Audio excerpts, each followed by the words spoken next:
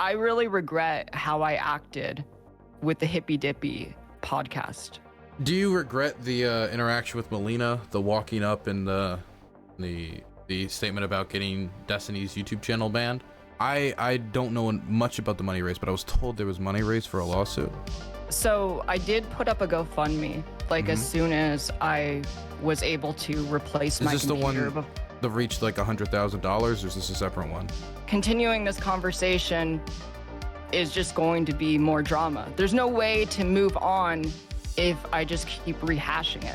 I'm glad we could talk about the Hippy Dippy thing. I did talk to Danabo about it a while ago. Danabo. I love Danabo. Danabo's great. I don't really have a lot of strong opinions about him. Do you think he's a drama whore? Oh, I think he would admit that he's a drama whore. I know how this is going to go. It's just going to end up with more clips and more drama. I really don't want to be a part of. I don't know if you guys are familiar with Keffals. Keffals is a streamer on Twitch who has gotten in quite a lot of controversy over the last year with a bunch of different streamers. They've engaged in a back and forth with Kiwi Farms. They've had a back and forth with Destiny. They've had back and forth with a few other streamers like The Quartering. I mean, there's so much like interpersonal information here. I don't really know how I can really summarize all of it. I'm gonna be talking to them, and my only ground rule is that you guys be like not weird. And what I mean by that is like don't do any fucking weird transphobic weird shit, okay? You can like bring up basically any question as long as it's not literally like schizo posting like, hello person, why don't you like delete your account, and like like as long as you like ask questions that aren't like weird, then it should be fine. Okay, that's all I'm asking. Okay, that's the only request I make. Okay. Oh, hey, Keffals. Hi. Keffals, I was just talking about my strange obsession with a shootout, a police shootout. Wait, what? Yeah, I was as I was waiting for you to pick up, I was talking about my obsession with the North Hollywood shootout in 1997. Wait, what happened in the North Hollywood shootout? I'm sorry, I got fucking like hit in the face, not metaphorically, not physically, right as the stream started. You see all the journalists are getting banned on Twitter? I didn't see all the journalists getting banned on Twitter. I've been who got banned? Donnie O'Sullivan just got banned from CNN. Aaron Rupar, Washington Post, got banned. Matt Binder from Mashable got banned. Wait, Matt Binder? Matt Binder's down. Yeah, Matt Binder just got fucking banned. Mastodon. They banned Mastodon. Why? I don't know why. Okay, I know why. Wait, why did Matt Binder get banned? What did he do? I think he was... I have no idea. Like, maybe he was too critical of Elon Musk. That's, like, my only guess. That really... I love Matt. Matt, I've talked to Matt a bunch of times. He's a really smart guy. I have no clue why he would get banned. As far as I know, he, like, follows TOS. Yeah, I had him on my stream, like, a couple days ago, and he's really nice. Yeah, I'm a little taken aback at why he was banned. Like, Twitter's just been like a dumpster fire for the last 72 hours. For a while, it was impossible if you had a Ukrainian number to authenticate your Twitter account. If you were Ukrainian, you just couldn't get your Twitter account authenticated. Like all the other countries except Ukraine. It was very strange. I think they've patched it over, but a lot of people were asking questions. It's been just a dumpster fire for the last 72. Well, it's been a dumpster fire ever since Elon took over, but like particularly recently since they've launched Twitter Blue and they've tried to do this like purge of bots. It doesn't really seem that successful. Dude, I don't know what it is. I've never had a huge problem with bots on Twitter until Elon took over. And now I'm getting like constant DMs from like people offering me like fake ass jobs and like opportunities with crypto. I don't know. How do you know that they're fake jobs? Have you taken any of them? That is a good point. I remember when I was a very small child, my godmother, her name was Melanie, wonderful woman, was a huge role in my life. I remember I was 7 years old and it like on one of these websites it said, hey, you've won $1 million. I'm like, click it. Why don't you click it? She's like, oh, it's just a scam. I was like, how do you know? This could be the chance. This could be the opportunity. And eventually I gaslit her into clicking it, and she clicked it, and then her computer broke, and I wasted $500. Oh, no. Yeah. It happened to me when I was a kid. Like, I saw one of those ads, and it was like, click here to enlarge the size of your penis. But the problem is that it never stopped growing, and eventually the doctors had to remove my penis because it was just getting too big. Like I was passing out because of how much blood that my penis required. So anyway, that's how I got bottom surgery. That sounds very tragic. I would assume at some point you would start like not being able to supply the blood flow, and then you're dealing with like rotting skin. That sounds like a real tragedy. Yeah, honestly. it's a nightmare. Everyone's always like big dicks. No. Probably There's an awful threshold. smell. An awful smell, I imagine. Can't get all the nooks and crannies. Absolutely. But the North Hollywood shootout, I don't know why I have such a weird obsession with it. The North Hollywood shootout was a shootout in 1997 where these bank robbers who had like hit multiple banks of America with like AK-47s, like just completely strapped up. They go in, they hit them. They've made like over like $1.5 million each of them. And so they already like had enough money to retire and be Gucci. But instead, they decided to hit another bank.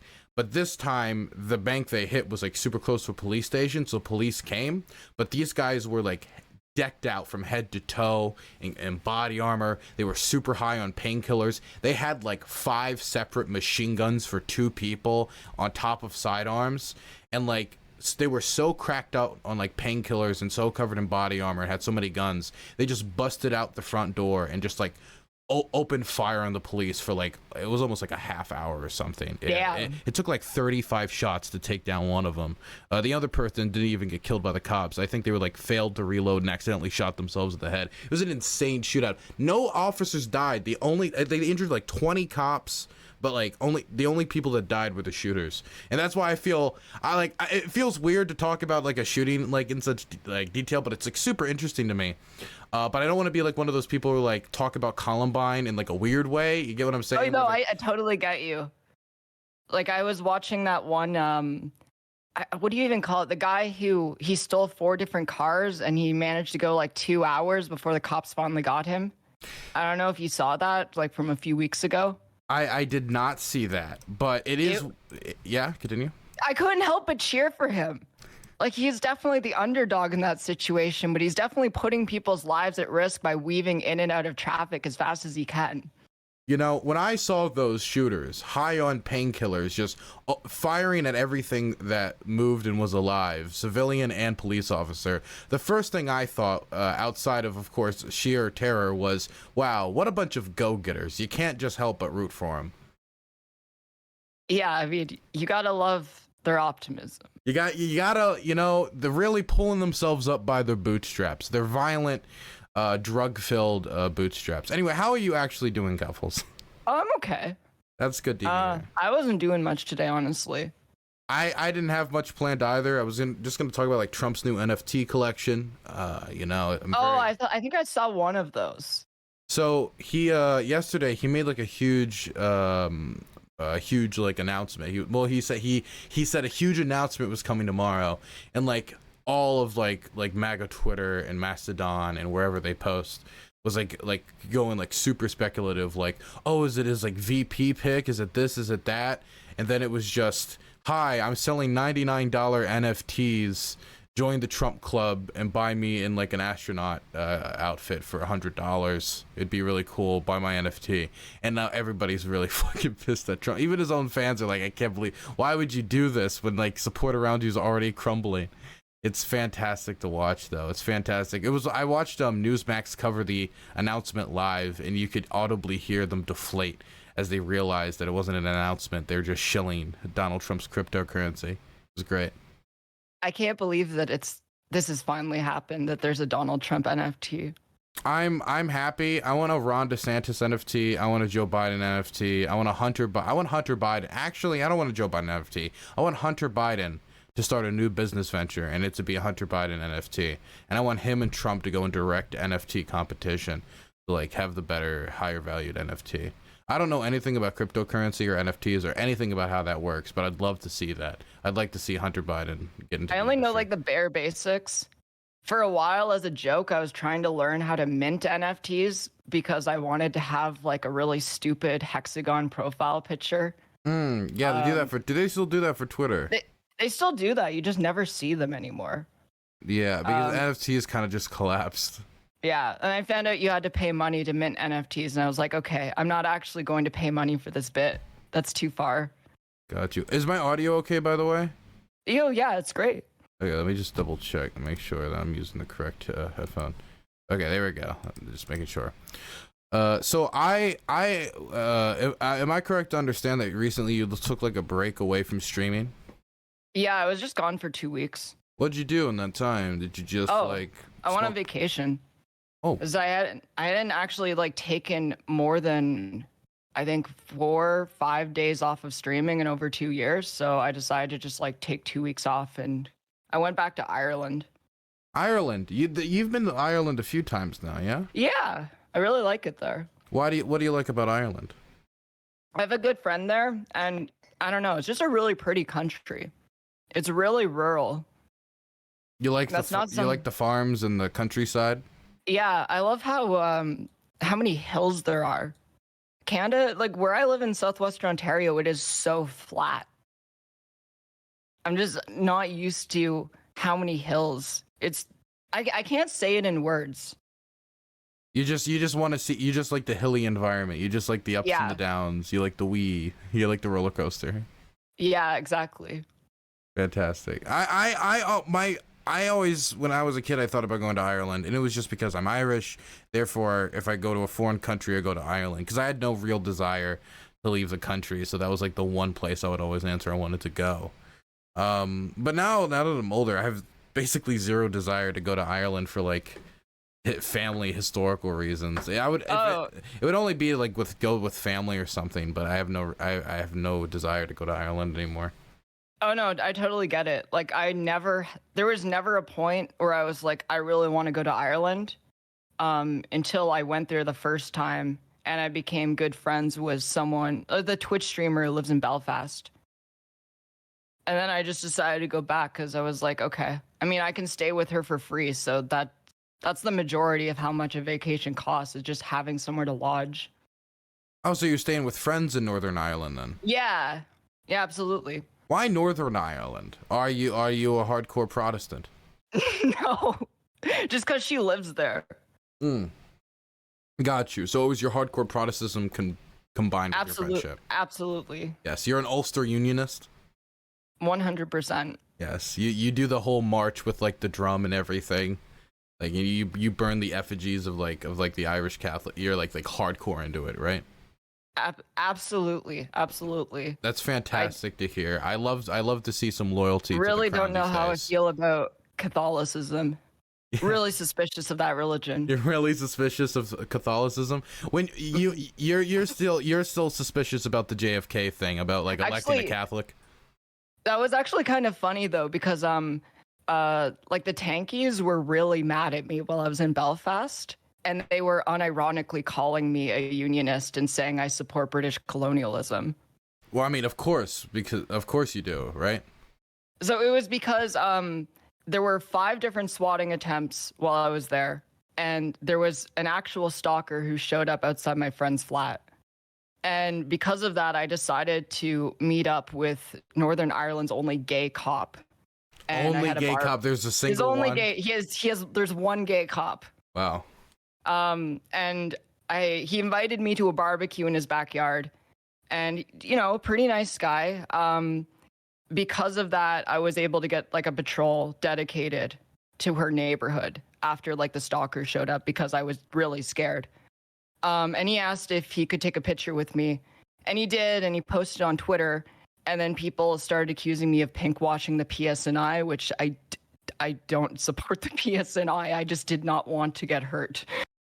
I think that when you have so much attention on you at the same time, there are going to be people who, for whatever reason, they're just going to find whatever reason they can in the world to criticize 100%. You, whether good or bad. They're going to find reasons to criticize you, no matter what it is. Like I've dealt with this a lot recently, especially surrounding like going to Ukraine and stuff, where they won't even like know what's going on or like know what I'm involved in, but they just like see something out of context and they'll find a reason to be angry about it. But it's like walking back from the conclusion. They want to be angry at somebody, so they need to find a reason to be angry at somebody.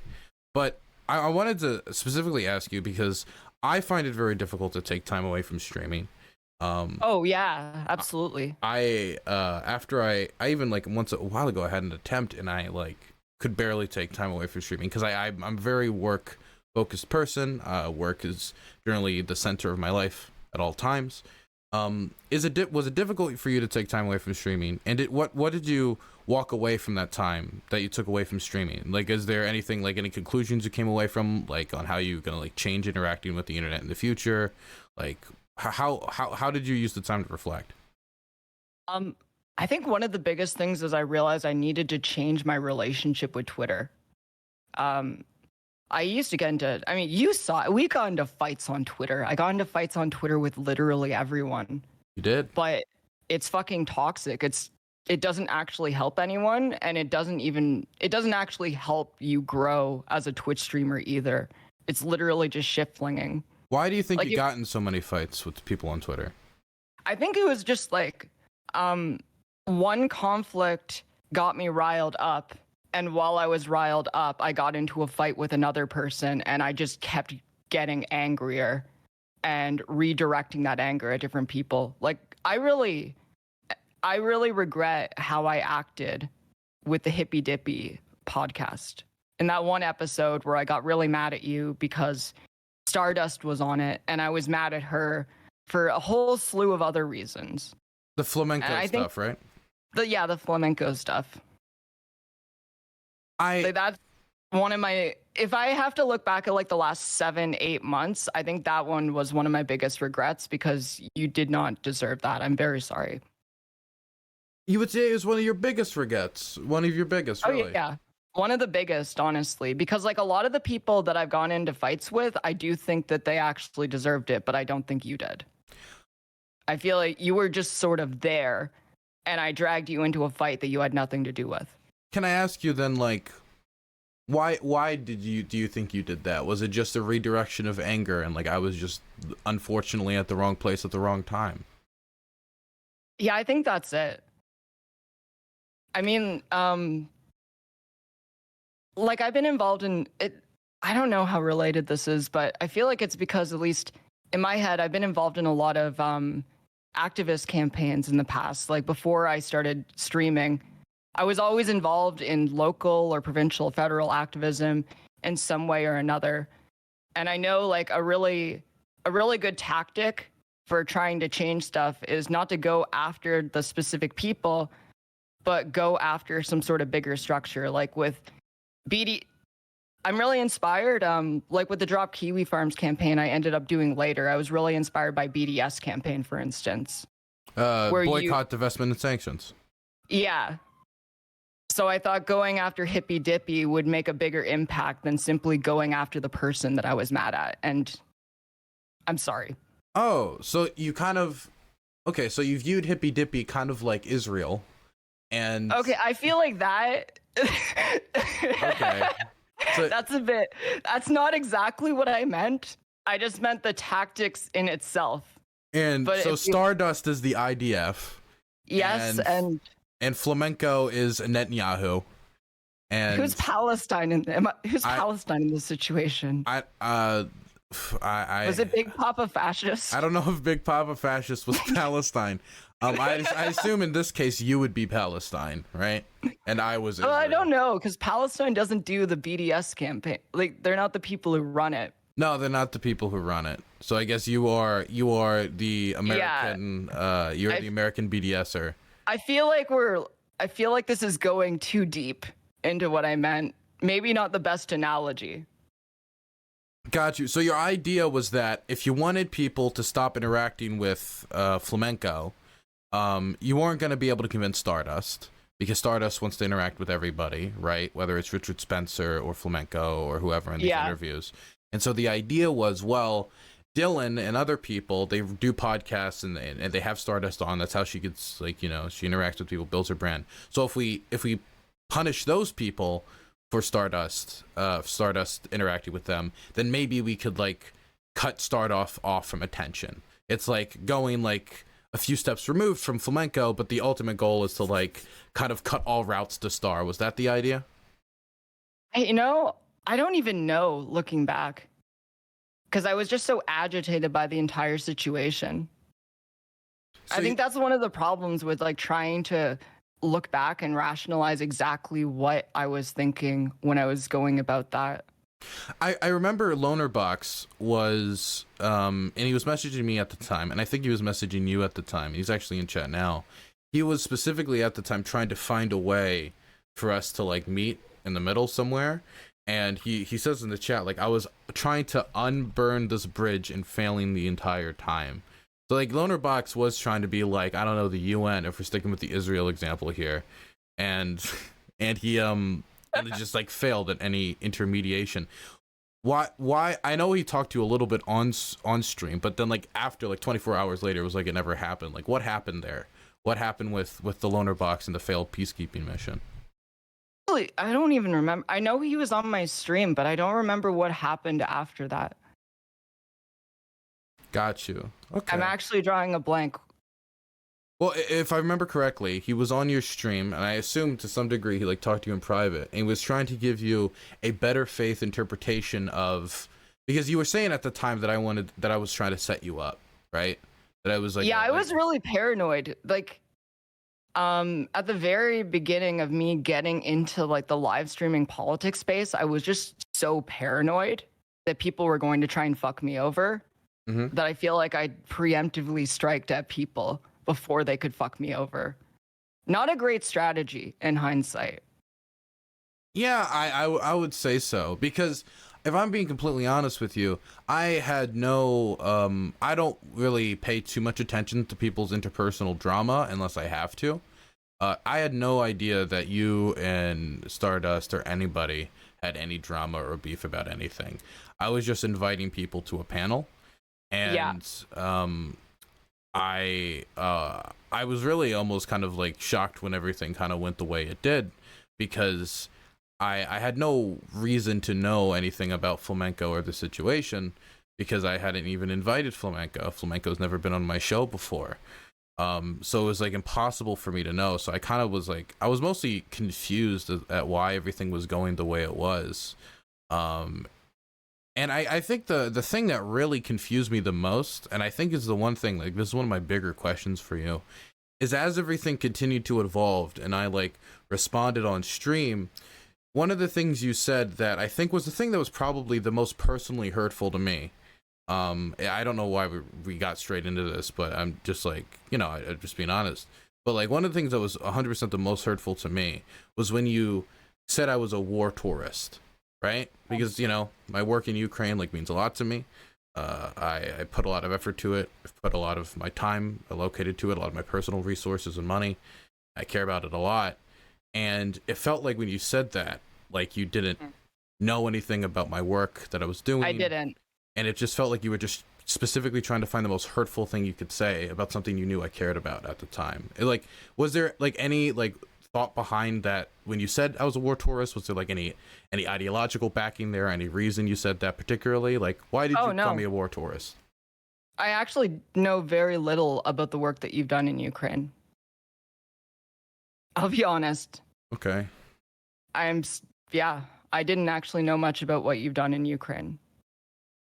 Why do you think you called me like a war tourist? I mean, I'm sorry we got like straight into it. I'm just generally curious. I saw the video that you made and I didn't watch it. I had someone else watch it and give me jot notes so I knew what to respond to, because I didn't want to watch your video. And I just saw the title that was like Keffals Stop Lying, and I got pissed and I was thinking of ways to hurt your feelings. Yeah, well, okay. I kind of assumed this at the time, and I said it because I think I even said at the time that I think it was just you trying to like just find for something that was hurtful at the time. And the thing was that really sucked is I had just like, this was like when I just first got into Ukraine, you know, I was in a foreign country. I didn't speak the language, right? I was just getting my feet adjusted. I was just getting used to the air raid Simons. I was just getting used to these new conditions. And I was putting a lot of work into it. And when you said that, it super got under my skin, because like I had been super stressed out by like all these conditions. And I don't know if you ever watched the VOD of when I saw you say that, but like I got very visibly upset. It's probably the most upset I actually got on stream on like an emotional level in a very long time. Because it was like kind of like a lot of emotions I had of like missing my family, having personal feelings about my own like risk I was going into. Yeah.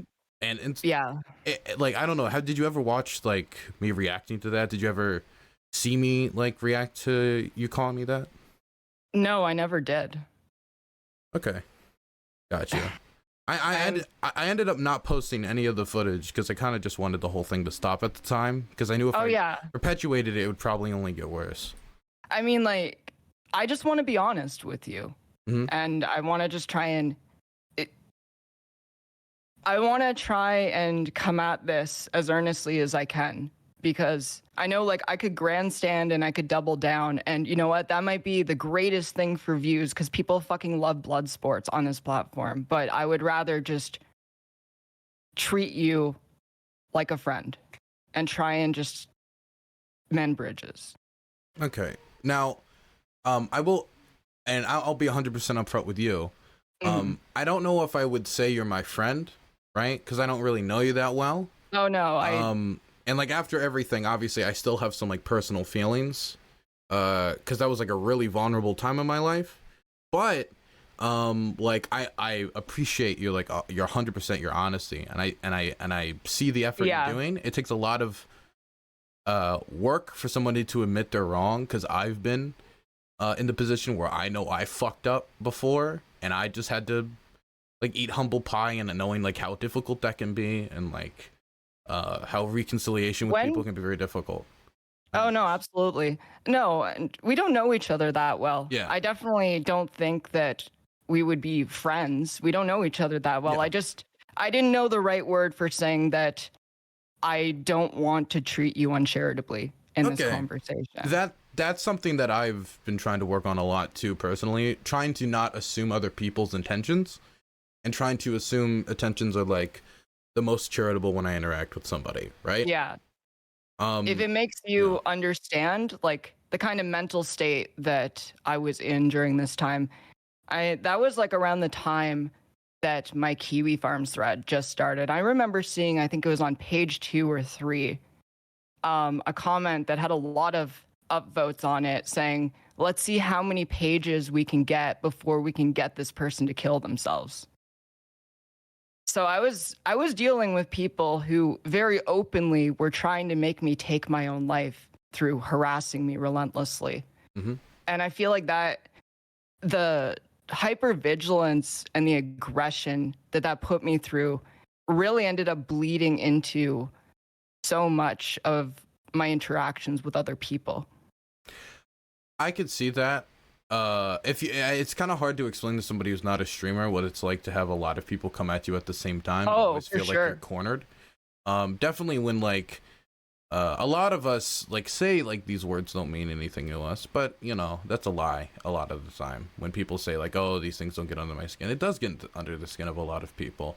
And if a lot of people's coming at you at the same time, you're just gonna be like inherently kind of defensive to some way. And a lot of people, you know, and I think this is something you fell into, in an effort to like push back against that type of stuff, you start seeing like stuff that normally in other circumstances wouldn't be seen as like combative or threatening or like some plot or something against you. You start looking at it in a more like suspicious way, and then you start treating people differently, and then you get situations like this. Yeah, it's really hard to tell people's intentions when you're interacting with them for the first time, or what they know about you. Since then, right? You haven't really like said anything about that about me since then.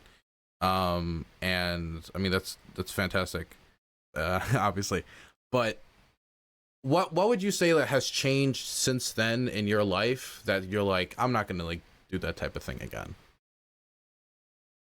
I mean, I think one of the biggest things is just realizing which battles are actually important to pick. Like, why fight with you?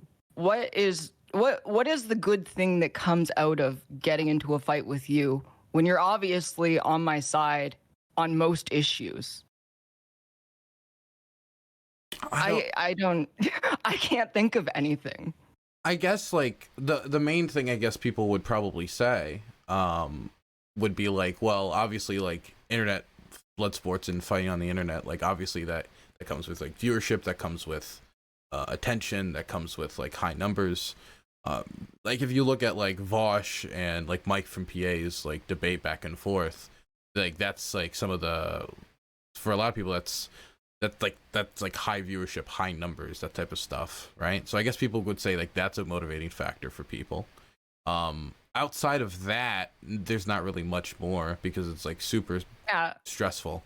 But if there's anything that I've learned from that is that that's an incredibly short-term thing. Like you get into that fight and sure, you might have high viewership numbers for that day or maybe like the week following as people are waiting to see if there's more content related to that fight. But eventually it's just going to drop off. Yep. And people are going to forget about it. Absolutely. It's not a good strategy for building a long-term dedicated viewer base. 100%. These like drama viewers will only be there when there's drama.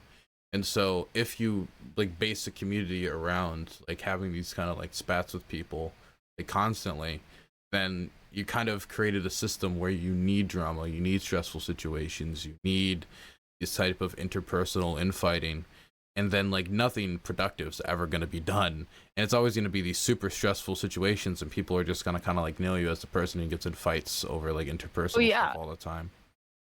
And it sucks because the way that it works too is that once you become known as that person, you're going to be rewarded for that behavior and you're going to have to keep going and going and going if you want to see returns on it.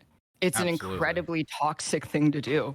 Absolutely. I mean, and like making a shift away from any type of content is difficult. Like for me, like shifting away from panels to like more general like foreign policy stuff and individual content, more long form stuff has been a massive like difficulty for me.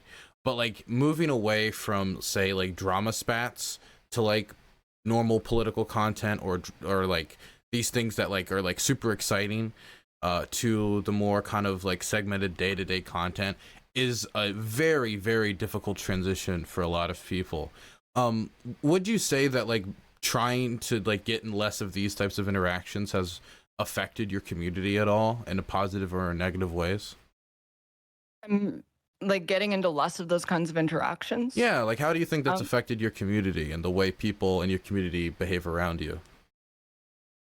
I definitely think that it's encouraged my community to have more positive people who aren't constantly seeking out drama. Like I see this because was that a big problem before? People in your community just seeking out drama? Oh yeah, that was. It's like people would link me tweets where people are shit talking me, and that would rile me up, and I would get into more fights. And I'm just like, no, actually, don't show me this. I don't need to see this. As I understand now, like I'm pretty divisive in some circles. As long as I have a presence on the internet, there are going to be people that hate me, and that's fine. They can do that. But I don't need to constantly be looking at it. That's true. I could definitely relate to that. Where there's just, because the thing is, the people who, and I mean, I obviously can't speak for your instances in all these cases because I don't know all your interpersonal stuff. But a lot of the times, definitely in my history, in my experience, the people who hate you, you can't convince these people, right? I don't know if if that's going to be, because obviously like your interactions are different than my interaction, so I don't know all the specifics behind whether you could convince or not convince these people or what could be done to change your interpersonal stuff. But when I'm like interacting with somebody who's like a hardcore supporter of the other side of this war, like I am somebody who's actively like tried to get money for like bulletproof vests for the other side. There's like no way for me to like reconcile with these people, so there's no reason for me to even attempt to. It's just like lost effort that could be spent somewhere else anyway. Yeah, for sure. Do you think that when do you think this revelation came where you were like, this is like the way I'm interacting on Twitch, the way I'm interacting on Twitter, with this kind of like constant fighting with like anybody that I like that kind of gets in my periphery or kind of gets in your field of view? When was this like moment that you were like, damn, this is actually not gonna work? Oh, jeez, that's a hard question, man. I think it might have been around the time that things were starting to wind down. Like I had just launched like this big campaign to get Cloudflare to drop kiwi farms. Mm-hmm. And once the campaign succeeded and we decided to end the campaign, people were still obviously really mad at me. Lots of discourse. There was a period of time I was trending on Twitter for like 2 weeks straight just because people were fucking pissed at me from so many different sides. It's got to be pretty surreal, doesn't it? Oh yeah, no, it was surreal, especially just because it was people mad at me from all sorts of different communities for all sorts of different reasons. And I did not see, I didn't know how to deal with that really, because I can't address them. They will never change their minds about me. And if I were to continuously engage with it, not only would it never stop, but it would mean that my content is literally just responding to people who are attacking me. So I was really burnt out, and that was basically the reason I decided to take 2 weeks away, because I couldn't even stream anymore. I was just exhausted. When was it that you took this time off exactly? That was, when was that? I think that was last month. I think I left on the 11th or the 12th of November. So that would be when you've made the shift, you would say, like around last month? Yeah, like I decided to make that shift. Like I'm still covering drama content, but I don't want to be a participant in that content. Like I don't want to be one of the people in the fights. What's your biggest thing that's telling you? Because if I was to imagine in my head, like what gets the most views or like what has brought about like a lot of viewership on my channel and other streamers' channels and your channel, when I saw your channel popping off the most, it was when you were in one of these Twitter spats, whether it was with the Quartering or Destiny or with any number of characters on the internet. It was during these like interactions that you were popping off the best numbers. So you were doing like 1,000-something plus on like a lot of these streams. You were pulling good numbers definitely for political Twitch, which doesn't have a lot of streamers pulling those types of numbers. Is there any fear around that transition? Like the idea, no. Like, if you can make that type of transition, because I had a lot of fear about my personal transition away from panels. Yeah, no, that actually kind of weighed at me. It weighed on me a while, because when I switched from doing drama content to just doing political coverage, I did notice that drop in viewership. People went to my channel because they liked to see me get into fights, but for my own longevity, I needed to stop. It's just not sustainable to constantly be doing that. The thing with the Quartering, though, when you say it's not sustainable, would you say like mental health wise, or would you say like channel building, community building wise, or both? I think both. Mental health wise, yeah, it definitely was not sustainable. Because every time I get into a fight, especially with a bigger content creator, there's usually like an entire orbit of smaller content creators around them that also want to get into fights with me because of that. Just people circling the wagon, trying to see what they can get out of it. But as for channel building, yeah. Because you'll get all these drama viewers and you'll get all these follows because of drama content. And none of those people will be interested in your other content. They're only there because of drama. I see this with like my friends too. And I hate to interrupt, but your drama content wasn't like either like it wasn't like just either like normal drama content either. You were getting like articles in like the Washington Post, and like you were fucking blowing up. Like not just in our space, but like in mainstream news channels and shit were like covering you, and you were getting interviews. And I know a lot of it isn't like just drama content and stuff you care about, but like you were blowing up at a very quick, like astronomical rate. So these were like a lot more attention combined with a lot of drama is usually not like a good combination. Oh no, it wasn't. And I feel like it made people have the impression that I was bigger than I am, because you can have so much attention in mainstream media without it actually translating at all to viewership. Because at the end of the day, all the people reading those articles or the people who saw me on CNN, those are all boomers for the most part who do Sure. not watch Twitch. That is true. That is true. I saw that you were recently talking about like your YouTube channel. I saw like a few posts, and you were like really interested in like getting a lot more attention to it. And like there would be these articles and the stories around you would like blow up, obviously, but then like that wouldn't transform necessarily into YouTube videos. And I've had that happen a lot with my reporting in Ukraine, where I'll post the story on Twitter about like something I saw, but then the YouTube video where I publish the actual footage, it like doesn't perform the same as well. It's because it's like two different audiences. It just doesn't absolutely. translate. Would you say that's a big problem for you? Oh yeah, it is. I mean, there are different demographics who are interested in different things that I'm doing. Like I find like my Twitter presence is my biggest presence out of all of the different platforms that I run.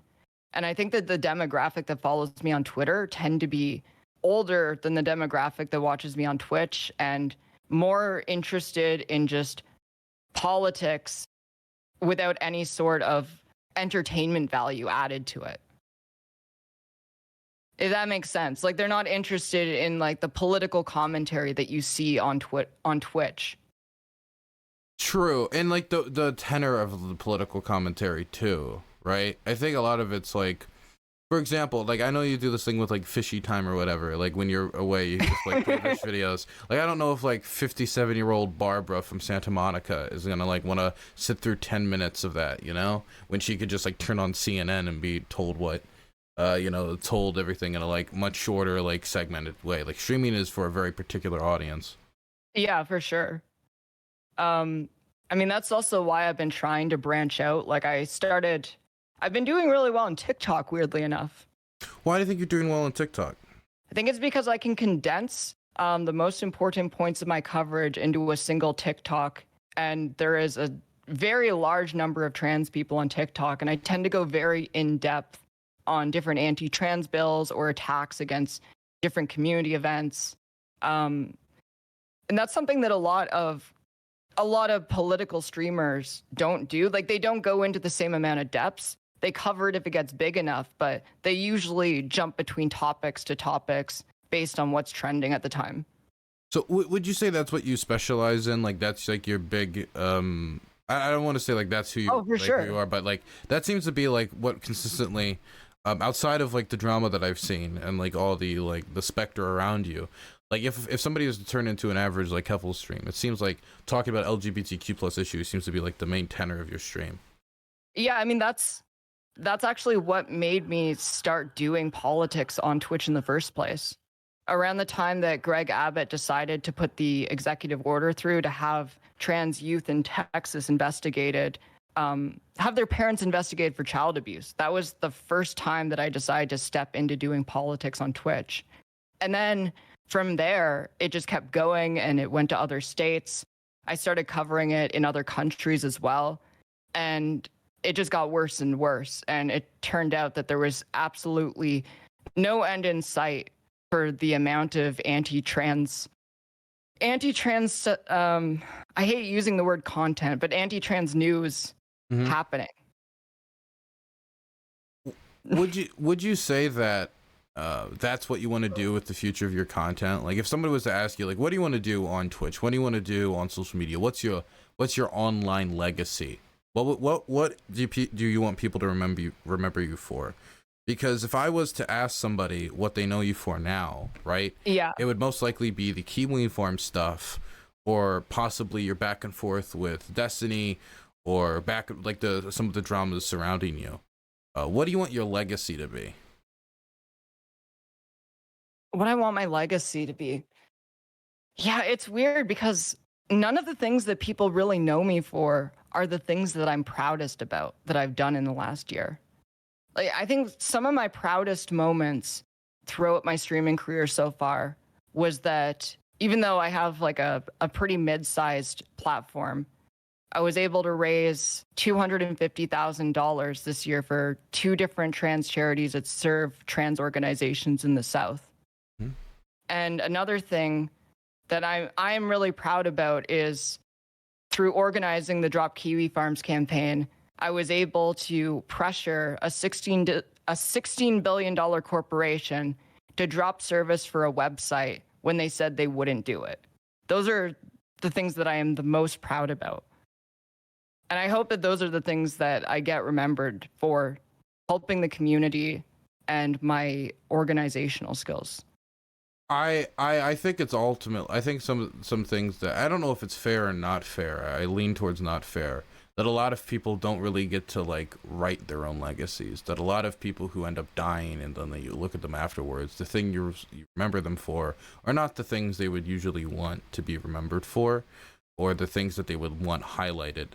Do you think that if I know this is a somewhat dark question, but let's say like tomorrow God like snapped his fingers and you just went poof, what do you think the legacy of Keffals would be?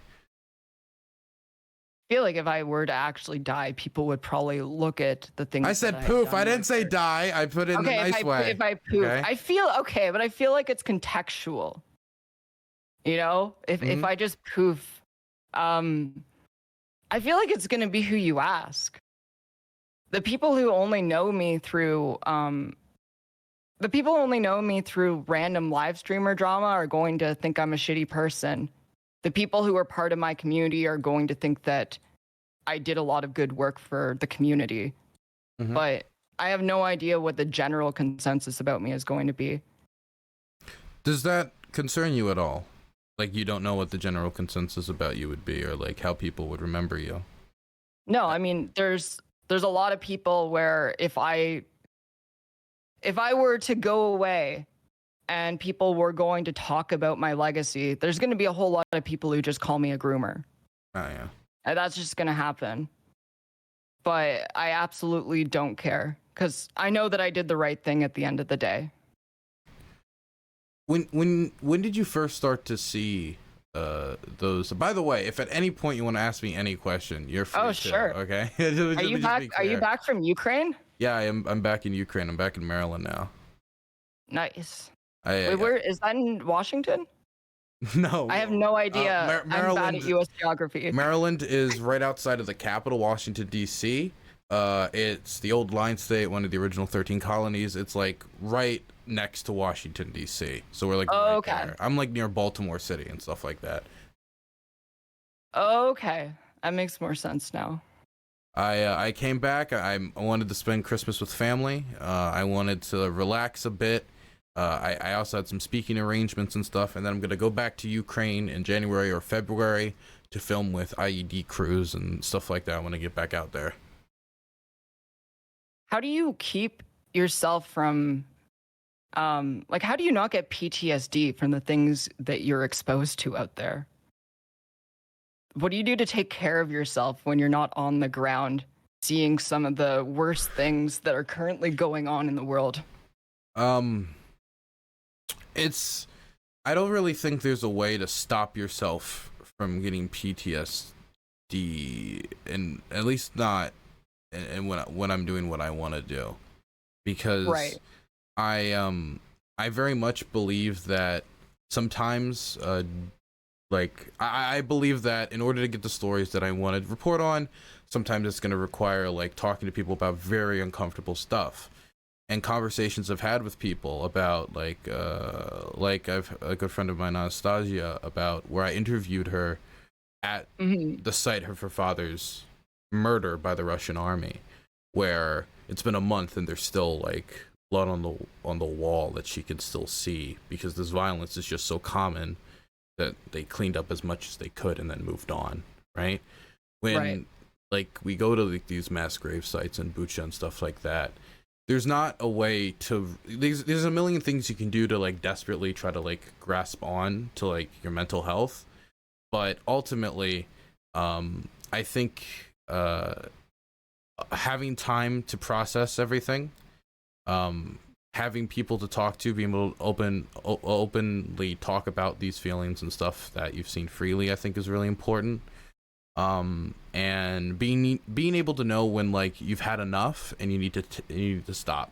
A lot of times, after I would go somewhere close to the front line or somewhere where there was violence or there was a lot of really sad stuff, I would go back to a place out I know around Kiev, where I'd sit with a buddy and we'd get intoxicated and just watch pirated movies until I felt good enough to go back out and do some more filming. And I don't think there's really anything I can do to stop myself from getting PTSD from the things I see, but I think there's a way for me to live with the things I see, and that's what I'm trying to do. Of course. I mean, you definitely can't stop yourself from getting PTSD. I guess the better phrasing is, what do you do to take care of yourself? Yeah, I would say like just making sure that I have breaks so I don't get like fatigued from everything that I'm seeing, and just general fatigue, because a lot of the stuff, just traveling across Ukraine can be quite exhausting, going through all the checkpoints, you know, just the stress of it. It's quite a large country. There's a lot of traveling in it, just waiting in line for gasoline. It can be quite a hassle. And so having downtime to relax, I think, is really important. But it's difficult sometimes to talk to people about it, because it's a general doomer conversation. It's not like, for sure. Like most, and it's hard to really relate a lot with people when it comes to this, because it's a very unique war. It's not like number one, there's not people who can relate to like these concepts generally already, because most Westerners have never experienced war. And this war, due to its unique aspects, this isn't really exactly like Afghanistan or Iraq, right? The type of things that American soldiers face, and a lot of the people who traditionally in American mental health spaces who treat PTSD, like the stuff that I've experienced is a little different than the stuff that a lot of people experience. Not saying it's, oh, I'm worse, so I've dealt with worse things. Oh no, for sure. But the conversations are different, because a soldier in Afghanistan, like, they have to deal with things like mortar fire, but they always have air superiority. That wasn't the case in Ukraine, because this isn't the United States military fighting. This is Ukrainian military fighting. They don't always have air superiority. So for me, an experience I had when I first came back was I was at a Gorillaz concert, and I was with my buddy, and I was engaging. What's your favorite Gorillaz song? I like Dare. I really like that song. But it's sad because they got the British guy who sang in that song, who was like featured prominently in it. They tried to do like a modern concert with him, and he was so unbelievably wasted on stage, and he couldn't get any of the words out. It was really sad.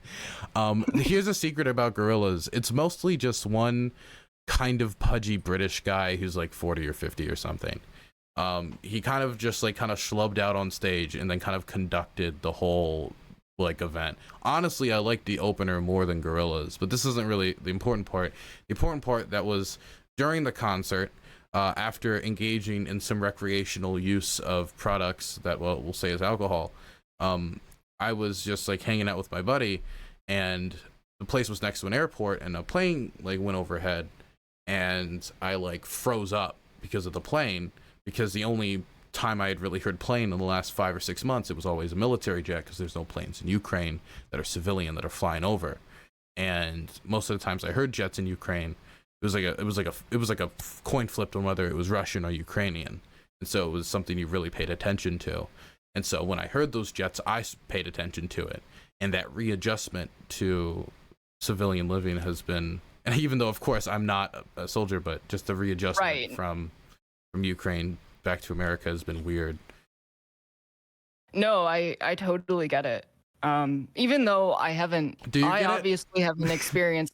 I don't get it. What I'm saying is I haven't experienced war, but I know that feeling of just like having something set you off and being really anxious about it, even though you know you're okay. Yeah. Like specifically, I had been doxxed, and there had been so many swatting attempts against me.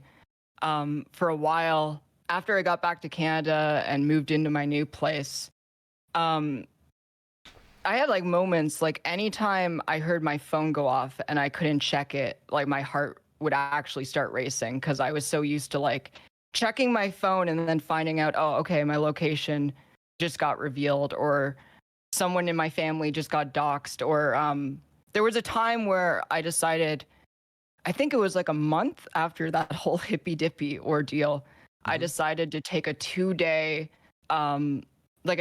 vacation. And I just brought my phone. I was off Twitter. I just had Signal, and I told, like, I have to have an entire huge moderation team because of the things that I've had to deal with. And I told them, only message me if there's an emergency. Kiwi Farms found out about this vacation and they doxed half a dozen of my mods in the 2 days I was on vacation. So I was basically just trying to comfort everyone the entire vacation. It was, things have been crazy. It's very hard to get people to relate to these kind of situations. I'll be honest, I probably have not been as followed as much by internet psychos as you have been, with certain people that I've seen. The closest I can imagine is while I was in Ukraine, I was getting notifications that like people in Russia were trying to access my social media accounts, my Discords, my emails, my private information, whether it was to track my movements or while I was in Ukraine, or if it was to try to delete all my work or whatever it was meant to do. I have no clue. But that slightly unsettled me. But that was like just like on a few occasions. But if I like every other time I opened my phone, I saw something like that, or like the Russians published my location, I would obviously be very. Obviously, it's different when it's like Russia and it's like internet like sleuths in their basement. Oh, for sure. But like obviously, like I think I would probably treat my phone differently if I heard notifications like that. You brought up like the swatting. I've never been swatted. What is it like to be swatted? Honestly, that was one of the most terrifying experiences in my entire life. I think it would have been better, I think, in my case, if I wasn't asleep and woken up by cops shouting at me to like come to the door. But it was just being in this fog of fatigue. Because I also have fibromyalgia, so I deal with a lot of fatigue, like a lot of brain fog and stuff. I hear that on TV ads all the time. Yeah. You have the TV ad thing? What is that? I don't have the... I feel like it's more of... Weirdly, I think that's more of an American thing, those kind of like medical TV ads. I never saw those on Canadian TV back when I had cable. That feels like a really big aside, but no, it was just like... terrifying, like waking up and the first thing that I see after actually going out to the front hallway was having an assault rifle pointed at me and being dragged into the hallway and being cuffed and being told that I'm being arrested for possession of a illegal firearm and for uttering threats, not knowing literally any of what was going on, but knowing that it was obviously bullshit. Mm-hmm. And then spending 11 hours in a holding cell, being unable to talk to anyone in my family, being able to talk to my ex, being able to look and try and figure out what was actually going on. It was really, really scary. So when the cops came in and they had a gun pointed at you, when I engage in situations, I mean, obviously I haven't had that happen to me, but when I am in a situation that's like very dangerous and very tense, it's very difficult for me to even process what's exactly going on. Did you exactly know, like, oh, I'm being swatted, and you're like rationally kind of like you kind of know what's going on, or was your thought just I knew that I was being swatted.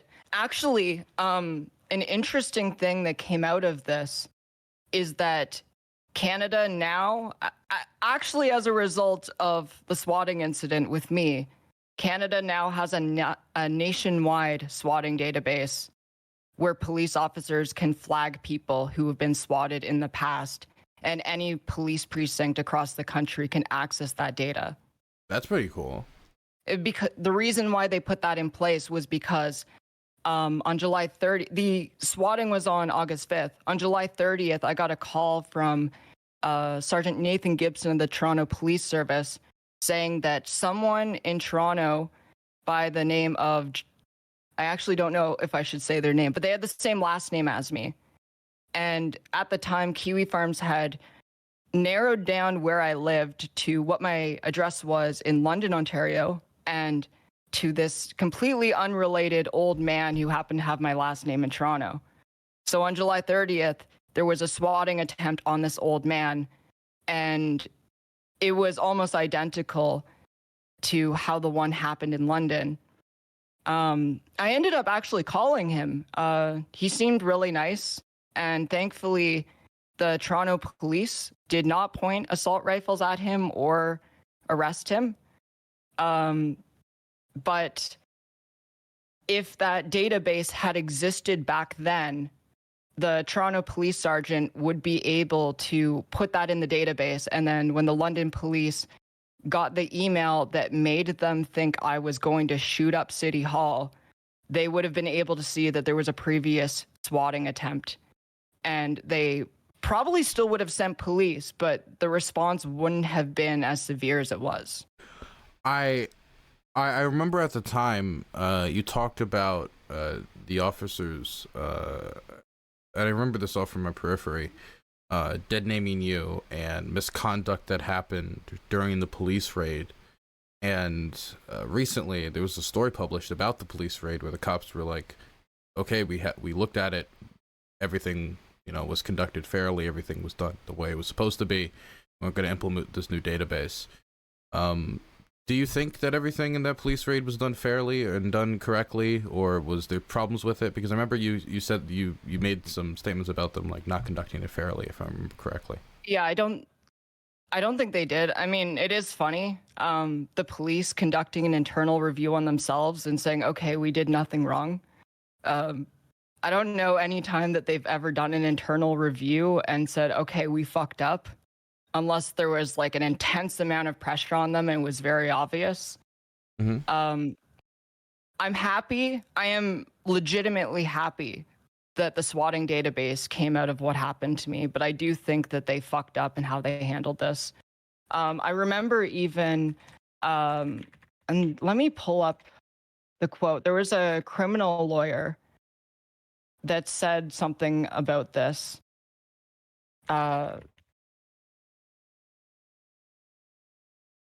Where was it? There was a criminal lawyer who had worked in Toronto for 15 years who, when he was going over the situation, basically said that if they had just made a couple calls, this entire thing could have been significantly de-escalated. And that in these kind of situations, when they're mobilizing the emergency response unit, people get hurt and people die. People have died in the past. I definitely think, especially because I'm rather well known in the city I live in. I've run for office here multiple times. I've run youth groups. I've lived here my whole life. I feel like it wouldn't have been hard for them to just do a little background research before immediately thinking that this obviously fake email was completely legitimate. So you think they could have like made some calls to like figure it out beforehand, and then the whole situation could have kind of been avoided? Yeah, I also don't understand the order of operations they did. They did everything in. It's still confusing to me. I don't know if you might know more about how police go about things, but they came, they arrested me, they took me into custody, and then I didn't actually get to talk to anyone until right before they decided to release me. They got a judge to sign the warrant while I was in custody so they could do an 8-hour search of my apartment looking for a firearm that was not there. And then while they were there, they took all my computers, all my cell phones, my ex's computers and cell phones. And when I was finally released, they released me as a suspect still. And the attorney that my mom had hired told me that because digital forensics is first in, first out, it could be months until I got all of my stuff back. And the only reason they returned it so soon was because of pressure from the media. I remember at the time there being a lot of noise about a possible lawsuit of the police department for wrongdoing during this police raid and how they treated the investigation and treated you during your confinement for the 11 hours. Yeah. What is the status of a potential lawsuit? If I remember, was there money raised for this lawsuit? I don't know much about the money raised, but I was told there was money raised for a lawsuit. So I did put up a GoFundMe, like as soon as I was able to replace my computer. Is this the one that reached like $100,000, or is this a separate one? Yeah, I reached 70,000 US. Okay, and 70,000. Yeah, people say 100,000 because it was set in Canadian, but most of the people saying this are Americans. Gotcha. So it was actually 70,000. Okay. Yeah. I did put up a GoFundMe because I needed to move immediately and I needed to keep myself safe. And because of how much I have had to deal with and harassment and being able to keep myself safe, there's a lot of people that I've had to hire subcontractors, and I wanted to make sure that I could still afford to pay them all and to make sure that I can afford to live, even if I had to take a significant amount of time off because of how traumatic the ordeal was. So the GoFundMe was basically about moving as soon as I could, and as soon as I got the money, I moved to a hotel. That led to a whole slew of other stuff. So the GoFundMe wasn't tied to a lawsuit against the police in any way? No, it was specifically about a legal fund, because I did want to take legal action, but talking to a lawyer about it, I was given the advice to not specifically state which legal actions I intended to take, because based on what the best available route is and what comes out of discovery, that could change.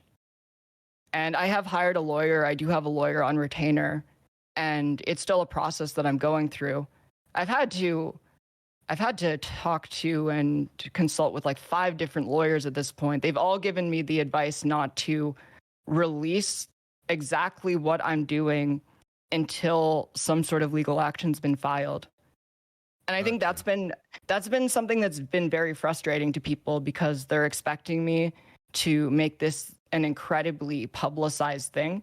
When really, I just want to go back to what my life was like before this whole ordeal happened. I'm still planning on taking legal action, obviously, but I don't want it to be some sort of big media frenzy. So you're saying that there's no so you're saying that you are gonna continue with legal action against the police department for the wrongful for what you see as like whatever happened during that police raid that was wrong, but that the reason why there's not a lot of updates and there's not a lot of information coming out is because you don't want it to be like a big media thing. You want it to be an effective legal strategy. Yeah. And my lawyer's given me the advice not to talk about it in depth until legal action's actually been filed. But there's going to be a filing of legal action. There is going to be a lawsuit against the police department. That's like guaranteed. Yeah. Okay, got you. But you don't know exactly what you're going to be aiming for with this legal action.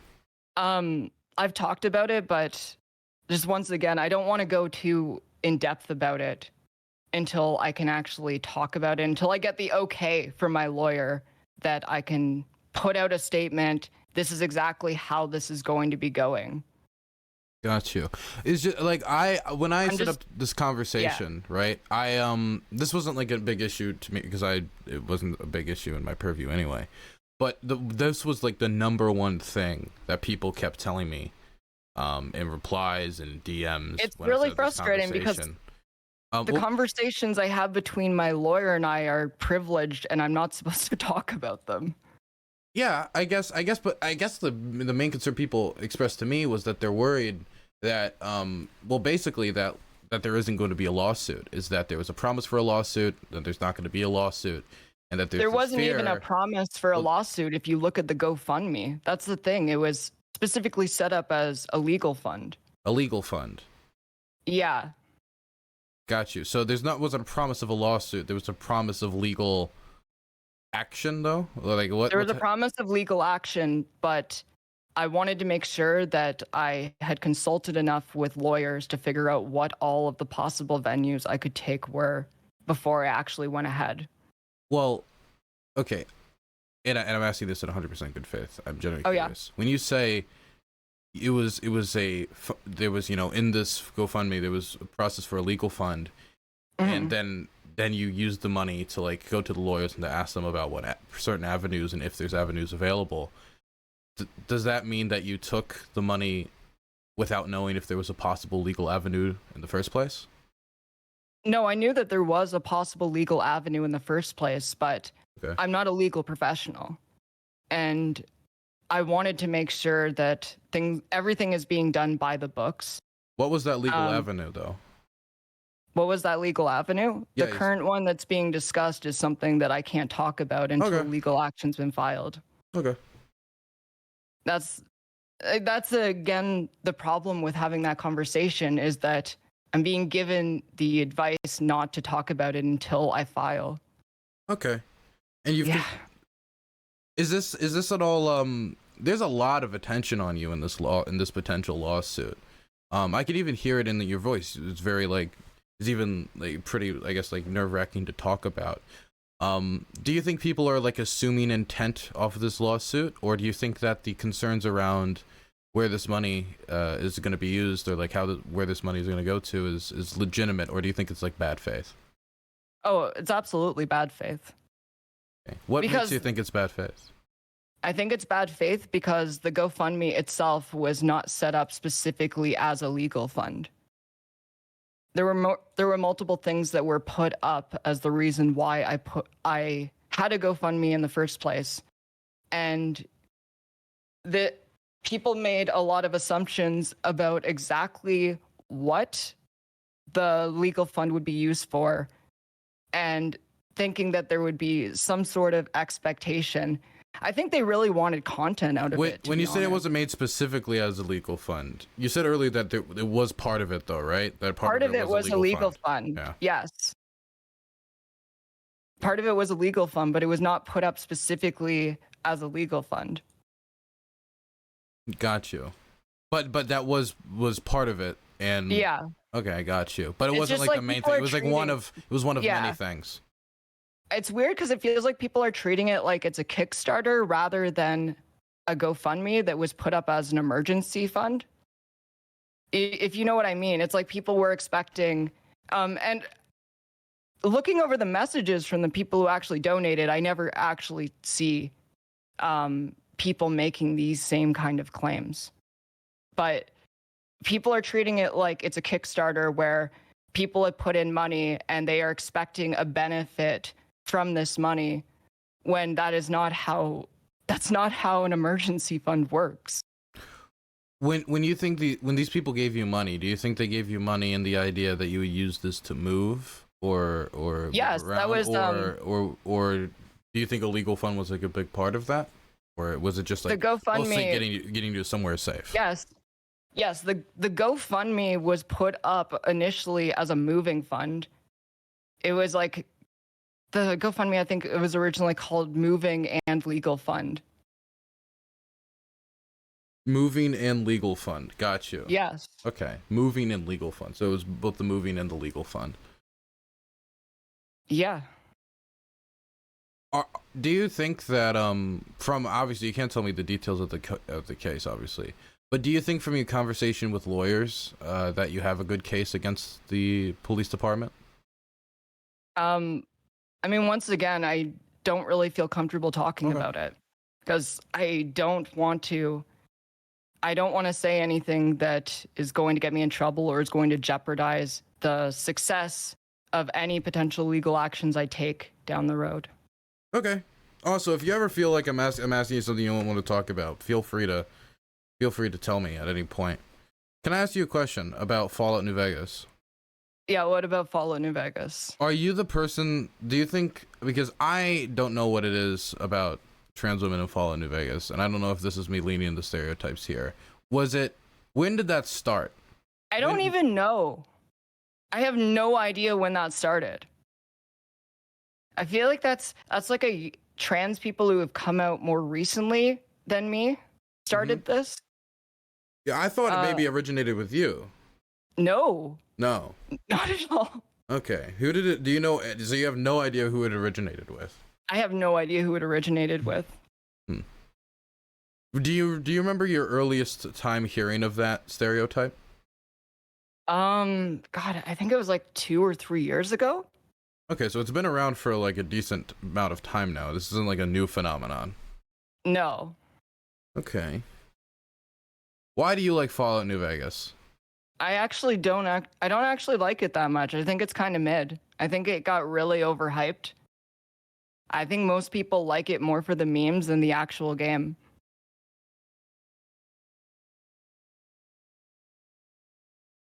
You take that. Wow, that is the you most take quiet that the you've fuck. been. You That's take the that the most fuck quiet. back right now. Why are you so angry? I am very angry. I am angry. I got like in my head. I almost like felt like it was like almost like I felt like an actual like oh my gosh, like you're not fulfilling your role in society. Like you're trans, you're supposed to like it. Like I started building almost like a like this is not supposed to be allowed. I'm not the trans council will hear about this. I will report you to the trans council. I love Fallout New Vegas. I think it's the only Fallout that I'll actually that I think has replayability in my eyes. I really like it.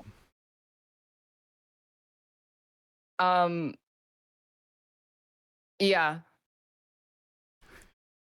Yeah, that's the only answer to your disgusting opinion? I was just like thinking back to the last conversation, and I do want to clarify that when I say legal action, I am not specifically talking about engaging in a lawsuit, because there are other venues for taking legal action in the Canadian legal system that I think might be more tenable, but I don't want to say more than that.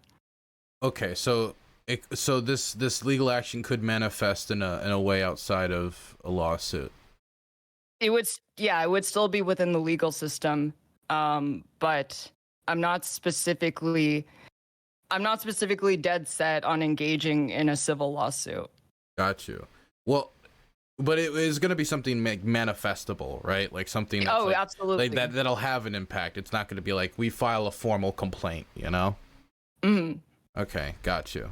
Okay, I guess we'll just have to wait and see. I remember like earlier in the year, I heard something about like as the year comes to a close, we're going to be able to talk more about it.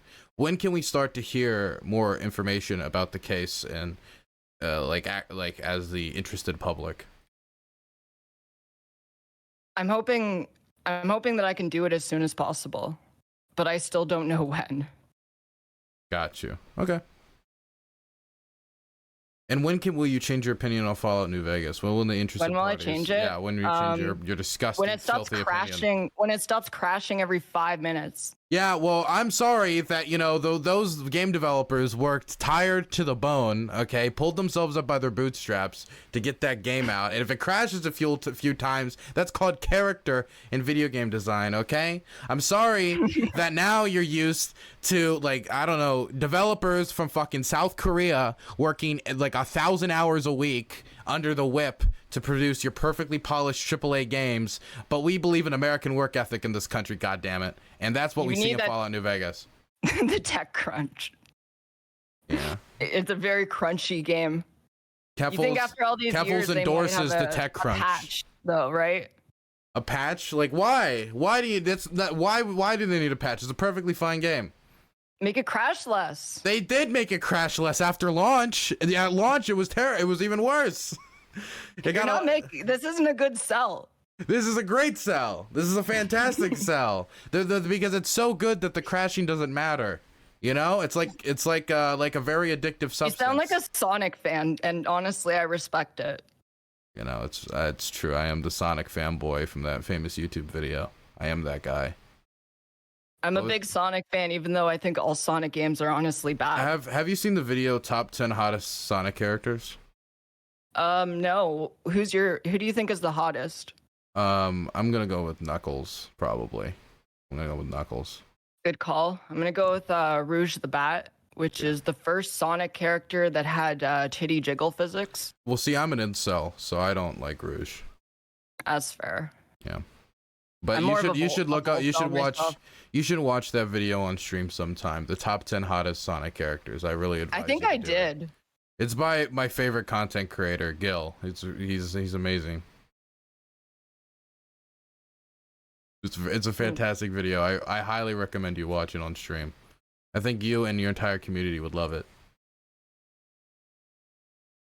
So there is something that my community is fucking. I'm getting DMs right now to ask you about. Can I ask you about the cease and desist?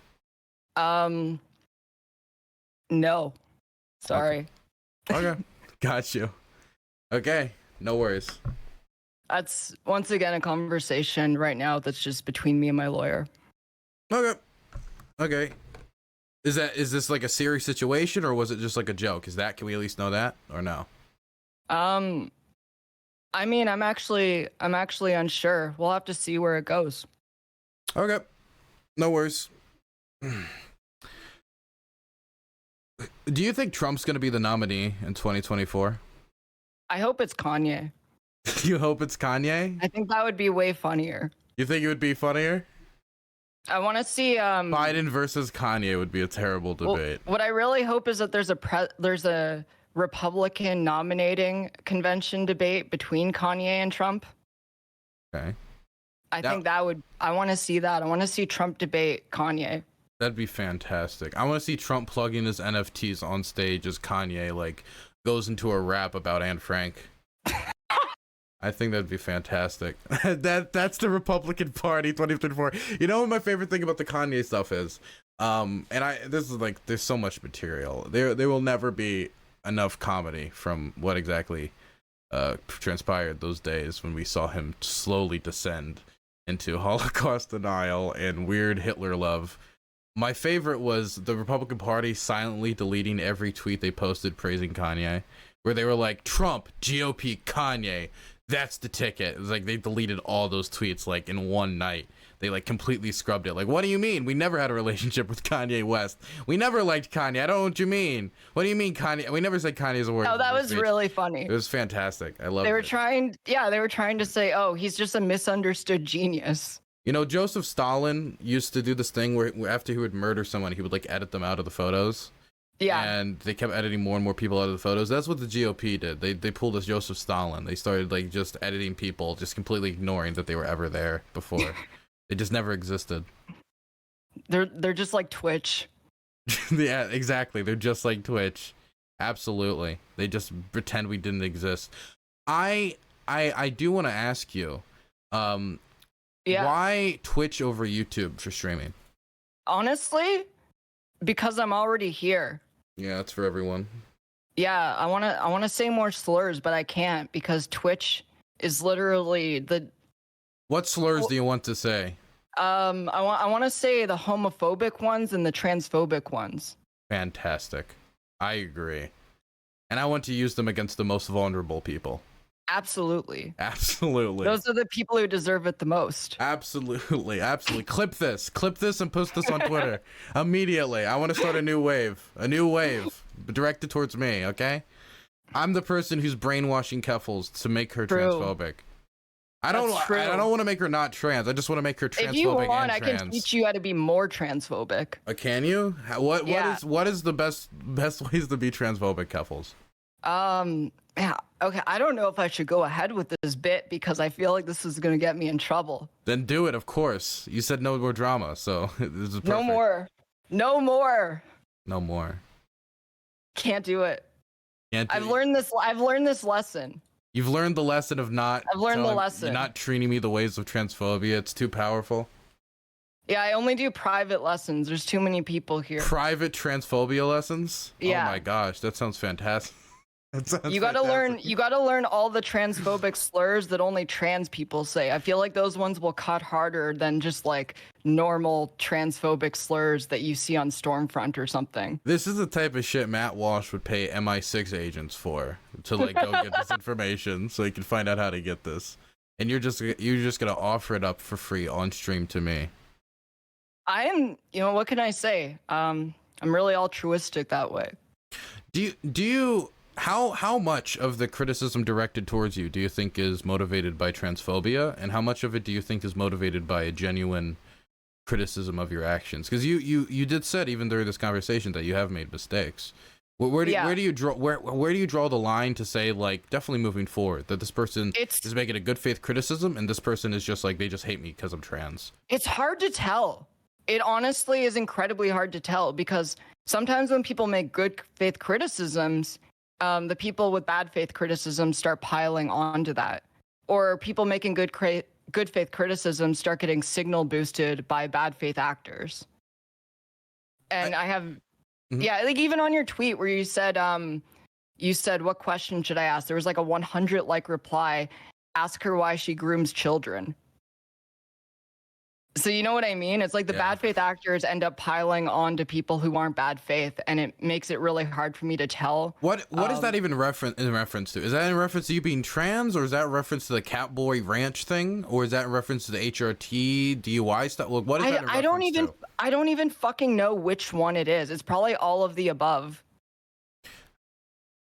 It's so weird because, like, depending on who they are, me grooming kids in their fucked up worldview may be as simple as me affirming trans people who are under the age of 18. That's true. I have no clue exactly what their angle is. I assume the hardest moments for you must be when somebody's making a really, really good criticism of you, but it's also somebody that you fucking really despise. And they've picked it up because you slipped up at some point. That happens to me as well, where somebody that I really don't like made a legitimate criticism of me, and now I would never admit it to them because I fucking despise them so much. And that's like a weird thing to admit as a human, but I mean, that is also true about our behavior. That I would imagine, like, for example, if someone was to criticize you for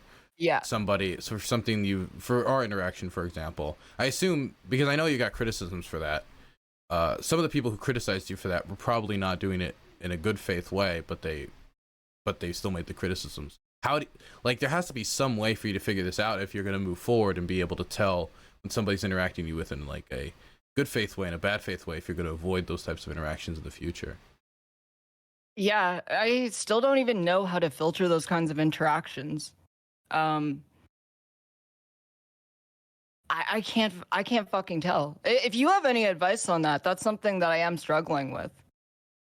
I think generally for me, I just assume I will assume the good faith thing of somebody until they give me a reason not to, right? I think that is the way I operate as of right now. That I'll generally assume it in the most good faith interpretation as I can, until this person has given me good reason not to. Like, if somebody makes a criticism of an opinion, I'll engage with them in good faith until they give me a reason to think, okay, maybe they're not engaging with me in good faith. Whereas they lie about some information, or they say something that's pretty sus, or something along those lines. That's how I operate. But if you operate in that way, even though I do think it's probably the best way to engage with people in the most good faith way, it also means you're probably going to get burned a lot. But I think, for me personally, it's worth it. Yeah, I mean, I'm trying to just engage with people in a more good faith way. Not saying that I was bad faith before, just that I let my emotions get the best of me, and I took it out on people when they didn't deserve it. And I had, what's the word? I was very quick to get angry at things. But now that things have calmed down a lot in my life, I feel like I'm better at handling these sort of situations. But people expect me to get really angry. Like, I saw people saying that this conversation would result in some sort of eruption where I yell at you or something. I think a lot of people are, definitely from my community, because a lot of my people in my community wanted me to ask you, like, why did they get banned for following me? Or I can explain. I mean, I think everyone knows that, because I wasn't banned until today, actually, in your chat still. Yeah, one of my mods unbanned you after you made the tweet. I got amnesty. But, I've been let go from prison. Yes. So one of my earlier strategies of trying to stop people from coming into my chat to shit on me was by trying to North Korea my chat. And by that, I mean that I put a whole bunch of streamers that didn't like me on a list for a chat bot, and it would check to see if they were following that streamer and also following me. And if they were following that streamer, it would ban them from my chat. Or if they were following that streamer and tried to follow me, it would instantly ban them. I eventually reversed that because I realized that was a terrible idea. However, there's no way to undo the bans. So if you don't hate me anymore and you want back in my Twitch chat, just go to keffals.gg/live and tell me your Twitch name and I will unban you. I have no way. There's a lot of people in my chat right now saying they're still banned. They're still banned. Yeah, I can't. There's no way to get a list for all of the people that got banned, so I have no way of unbanning people. You're like Stalin with the Great Purge. You purged so many people, you don't even remember how many people you did it to. It's like, oh, I rough number. You have no clue. Can't give I know. I really am like the Stalin of political Twitch, I guess. I would say you and Joseph Stalin have very, very many qualities that you two share. That's true. Except I'm not short. That is true. He's pretty short. You're not short, and as far as I know, you haven't robbed any banks. No, not yet. Not yet? You still working up to it? Yeah. I gotta rob a convenience store first, just to get the experience in. I want to film a bank robbery in Lebanon. That's a goal of mine. In Lebanon? Yes. Why Lebanon? Lebanon is going through a massive economic crisis, and one of the controls that are in place in Lebanon is like they won't allow you to withdraw all your money. And so people have been basically just like going to banks with guns and robbing banks of their own, of the money that they have. They literally go there with a gun and like, give me all of my money. And so that's been happening a lot. Some people say there's like a political activism level to it. A lot of people obviously say there's like a desperation level to it. And like I think it's an extremely interesting story. So if by the time I'm done with Ukraine, it's still going on, I would like to go film one of those things. Yeah, that could be pretty cool. To rob a bank? Yeah, that could be cool. You want to help me rob a Lebanese bank? See, I feel if I say this on stream, someone's gonna like email this clip to like the Lebanese airport, and I'm gonna get detained upon arrival. you have a lot of travel trips to Lebanon. Yeah, so I wink wink do not want to wink wink rob a Lebanese wink wink bank with you, Dylan. Wink. Thank you very much. Fantastic. I'll see you at 3 moon cycles from now. I'll see you. Fuck. I was in the middle of something before. I was in the middle of a thought before the Lebanese bank thing popped into my head. Since you got in a lot of scuffles with a lot of people, what were some of the scuffles that you look back upon and you were like, I shouldn't have probably done that? And those scuffles that are like, yeah, that was worth it. Like, that was 100%. I was in the right there. Because you got into scuffles with a lot of people. Like, quartering, you were saying earlier, was justified. Oh, that one was justified. He's a piece of shit. I don't think there's any way of framing it where he's not a piece of shit. Okay. Got you. What about Stardust? What about Stardust? Probably I don't feel like that's hard because like I don't feel like super regretful, but I also regret doing it. You regret doing it. So I regret doing it, but the last time I tried to apologize, it ended up in a blowout on stream, and I think that bridge is burned. I don't think there's a way to come back from that one. Why? Well, first I would ask. I actually have 3 questions. First question would be, when you say that you regret it, but you kind of don't. Like, can you explain? Can you extrapolate on that a little bit? Like, I regret it, but I also don't feel that bad about it. Got you. Why don't you feel that bad about it? Because she was defending and explicitly said that she was friends with someone who was active in my Kiwi Farms thread. So I don't feel bad. If I remember something that was like a big moment for you, I heard from my periphery. I heard this behind closed doors, so you can confirm me if this is real or not.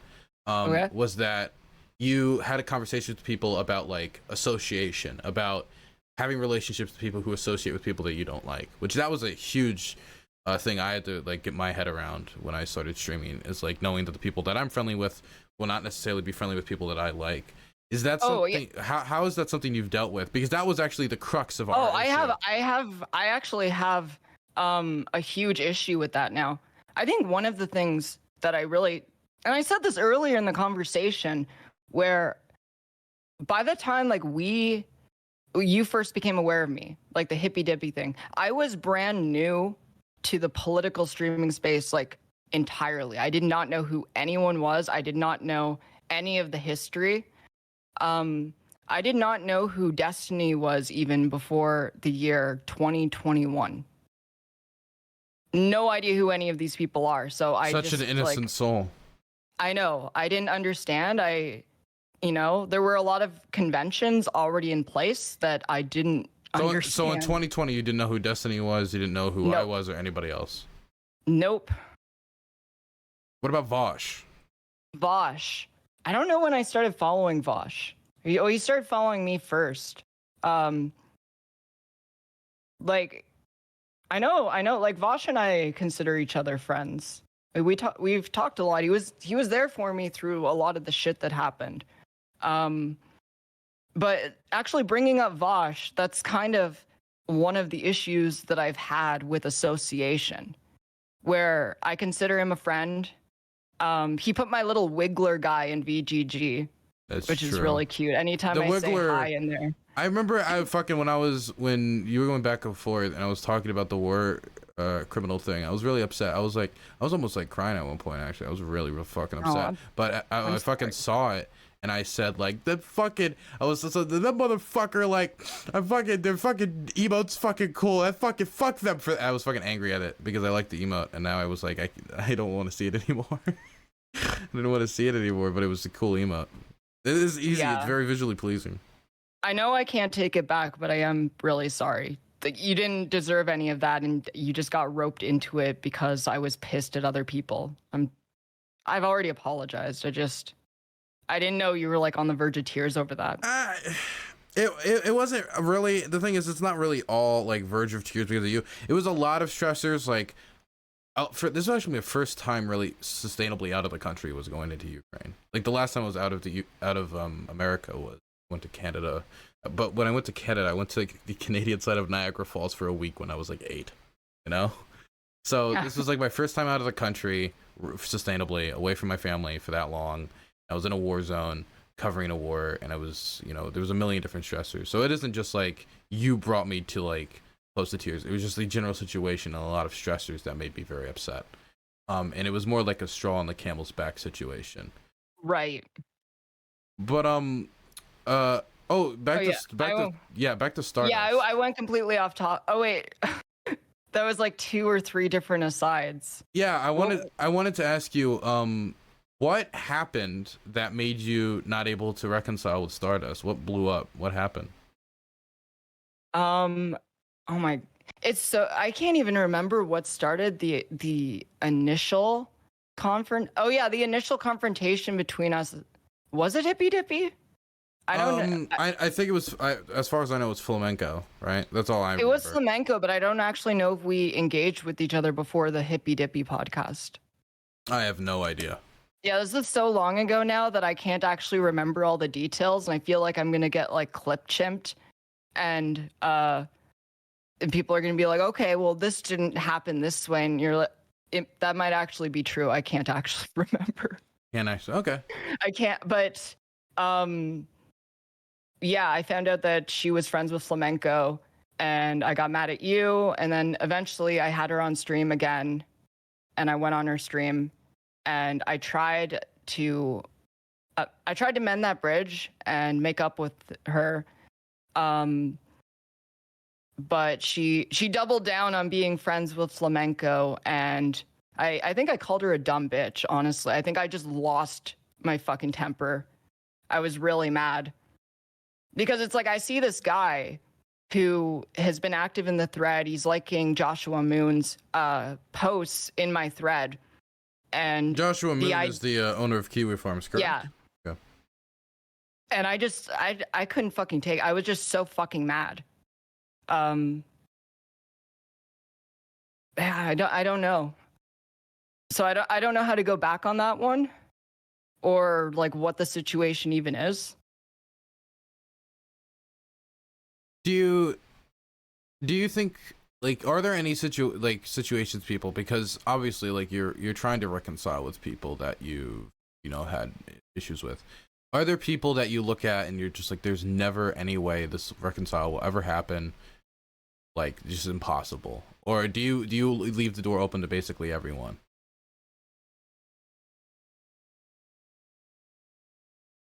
I mean, I would be willing to reconcile with Stardust. I just feel like that bridge is completely burnt, and I don't know how that could even happen. Because I feel like if we had that conversation again, it would get back into the flamenco thing, and then the conversation would just end. But I can't think of anyone besides Destiny that there isn't an open door for reconciling. Why is the Destiny case so special? I mean, I think that's pretty obvious. Without going into details, it's been pretty fucking shitty back and forth for an entire year now. I know you guys really fucking hate each other. Yeah. I mean, like, do you think the hatred has reached a level that is like, on either side? Do you think the hatred has reached a level that is in touch with reality, or do you think it's gotten to like cartoonish levels, like how sometimes we make caricatures of each other in our heads? I can't even tell. I don't know how to even like gauge that situation anymore. Like, I'm still reminded of the day that my mom got doxxed by Kiwi Farms. It was like, I think that was like March 25th or March 26th. And his response to this was to retweet someone in my replies saying, "Why don't you just ratio the doxer?" And I can't, like, how do you reconcile with someone who is so petty? It's just like, oh, your mom is terrified after an internet board of stalkers decided to figure out and leak her address. Oh, fuck you. How do you reconcile with someone like that? I don't know how to do that. I just like, I honestly don't pay any attention to the interactions you two had. I actually, in my research because I didn't know exactly how this conversation was going to go. I like talking to interesting people, and you're an interesting person, and I did some research like before this stream, just like reading. You guys you guys like properly despise each other in a way that's very rare on the internet, to have that level of hatred for another person. Like, and I mean, like, Destiny like hates a lot of people. Like, yeah. I assume you don't like a lot of people, but this is like a special hatred. What do you think is specially, from your perspective, what do you think is specially bad about Destiny compared to everybody else, that like you're willing to like leave that door open for everyone, but Destiny's like, there's no salvaging Destiny? I think it's because he has a girl's name, personally. Like, I agree. You know, like, if he was trans, it's like I could get it, but you know, if he's just some guy and he has a girl's name, that's not right. I think he should change his name. I mean, I was looking at, because at the start it was when it was actually the most vicious. Like, you two don't really interact really much anymore because you don't like each other, but like there was the back and forth over the interactions around Doe. There was questions from you about Destiny engaging in, I believe, stealthing. There was so much fucking shit. I mean, this is like, I mean, I see like wrestling WWE rivalries where like people go and bust up other people's funerals that are less dramatic than the interactions you two had. Yeah.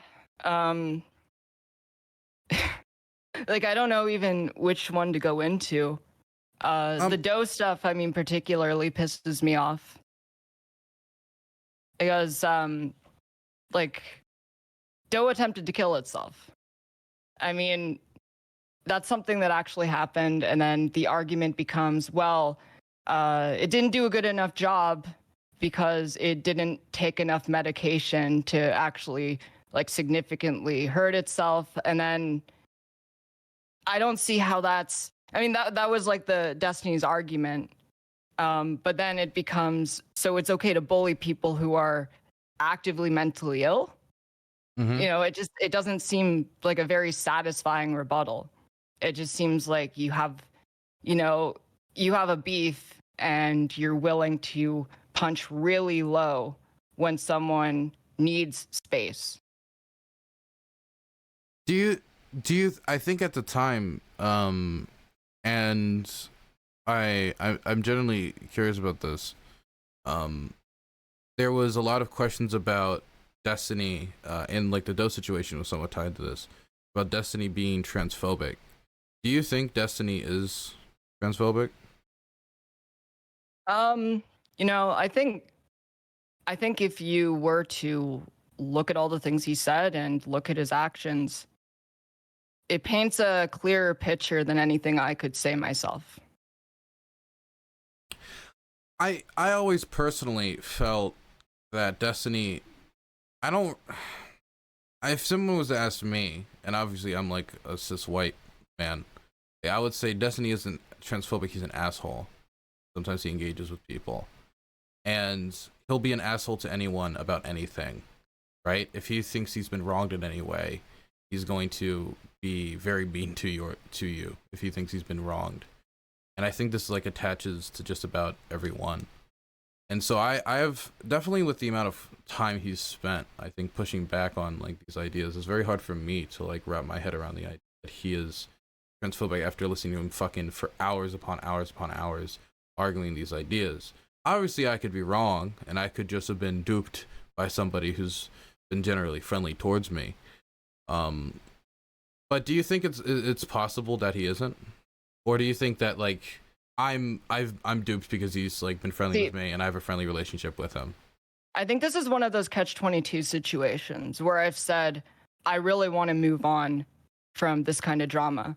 Mm-hmm. So if I were to answer honestly and just put everything on the table, I'm just gonna, it's gonna reignite shit. That's fair. If you don't want to talk about it, you don't have to at any point. And it's like, I understand, like, some people really like that rivalry. I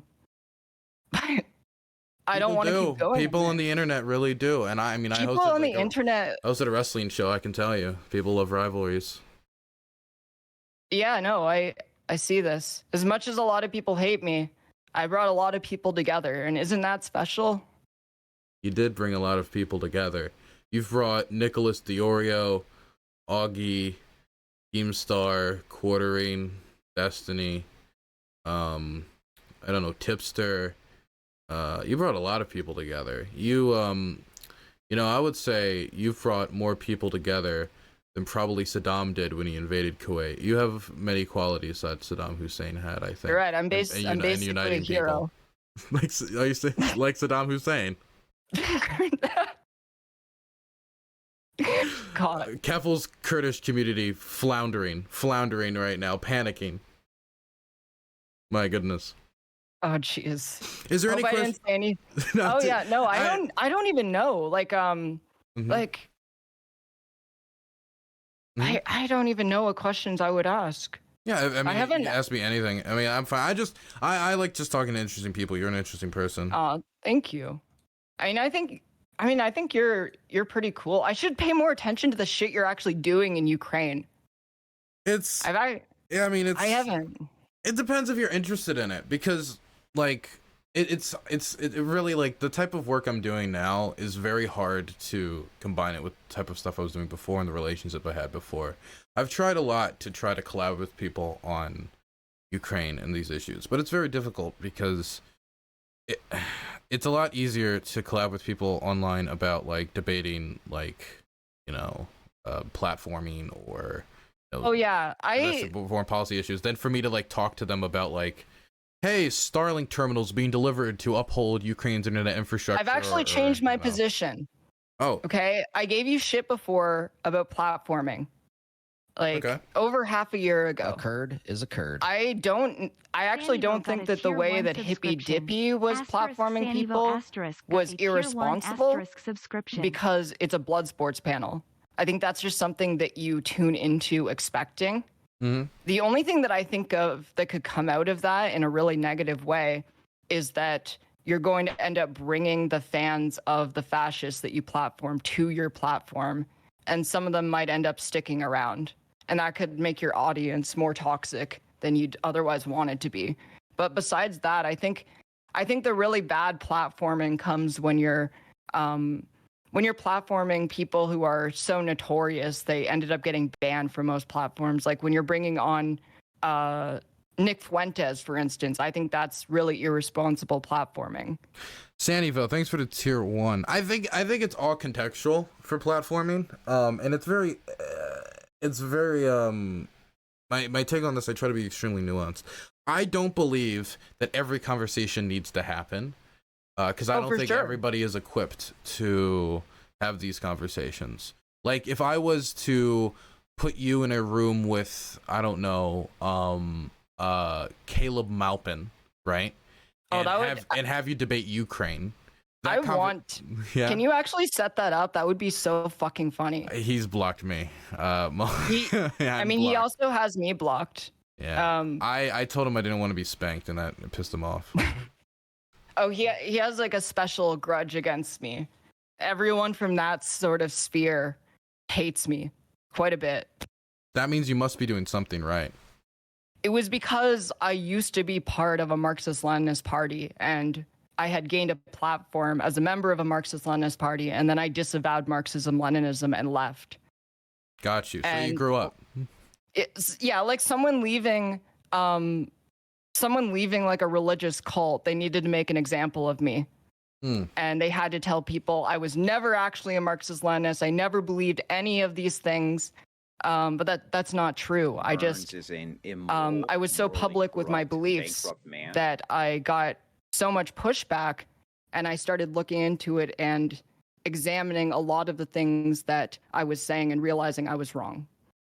But I feel like people don't like that kind of growth. No. If you tell your community you've changed your opinion, like you can really fuck yourself over. Like let's say tomorrow, like I became like more centrist, or I became like a communist or something. There'd be like a solid percentage of my community be like, Dylan's a communist now. The reason I liked you, Dylan, is because like you were like a sockdom or a lib, and you were normie pilled, Dylan. You were normie pilled, and like if I became unnormie pilled, I think some people would be upset with me. But that's like I think that's natural. The communities you form around you, change is difficult. That's why recently, like I've been probably the least financially successful I've been in a very long time, because I've been spending so much more money on Ukraine content and trying to like figure the ropes of this. But I'm also doing it to a much smaller audience, because a lot of people thought it was a grift, but it actually isn't top tier Twitch content to interview refugees. There's a reason why XQC isn't like bringing on refugees to talk about the war. It's because it's not top tier viewership. Kind of unrelated. I have the same issue where I had so many people who were stragglers in my community from my ML days. And then whenever I said anything negative about Marxism-Leninism, it would cause a shit stir and I would start losing followers. Eventually, I just had to bite the bullet and be like, okay, I'm just going to say my opinion. What was the break with you with Marxism-Leninism? There was a couple things. The one thing was that in the 29th, I was a delegate to the Communist Party of Canada's Central Convention in 2019. And the club for my city, we wanted to put forward an amendment to have the Communist Party of Canada recognize Canada as a settler colonial country. And they decided the vote was split almost 50-50, but they shot it down. With the older people in the membership, a lot of the people who were old enough where they had actually been to the Soviet Union, saying that that was an incredibly liberal idea. And then just going on, using a whole bunch of jargon and theory from over 100 years ago to justify this position. The other thing was that what was really appealing to me and why I was drawn to it in the first place is a lot of Canadians, they vacation in Canada. I mean, I guess a lot of Canadians vacation in Cuba. Gotcha. So when I was a kid, I went to Cuba a lot, and I was really socially anxious. I wasn't good at making friends when I was younger, so I would just read a lot. And I started reading like the Cuban newspaper, and I found the Reflections of Fidel column, which was basically like his fucking Tumblr blog within the Cuban newspaper. And Dodged another bullet today. Easy peasy, lemon squeezy. Yeah. Yeah. But I agreed with a lot of what he was saying about homosexuals. Like, oh, sorry. Continue. Yeah, I mean, yeah, I do agree with that. We need to be harder on the homosexual community. You need to be hard. I'm especially hard on them. But I guess like for me, when my conversation with Cubans and like socialist Cubans, like sorry, yeah, you were. Oh no, it's okay. I didn't finish that point. It was just like I was always really sympathetic to Cuba growing up because of that, and I was always involved as a teenager in politics with like the NDP, which is like Canada's Social Democrats. Mm-hmm. And then I joined the Communist Party in 2016 when Trump was elected. Because it just felt like they weren't going hard enough when there were now actual fascist organizations organizing in my own city. But the tipping point for me was them rejecting that amendment and me also being completely unable to reconcile how the fuck China is a socialist country in any conceivable way. What would be your definition of fascism?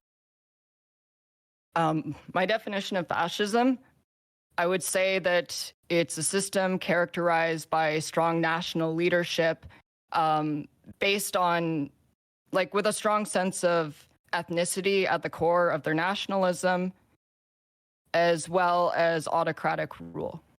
Autocratic rule. Got you.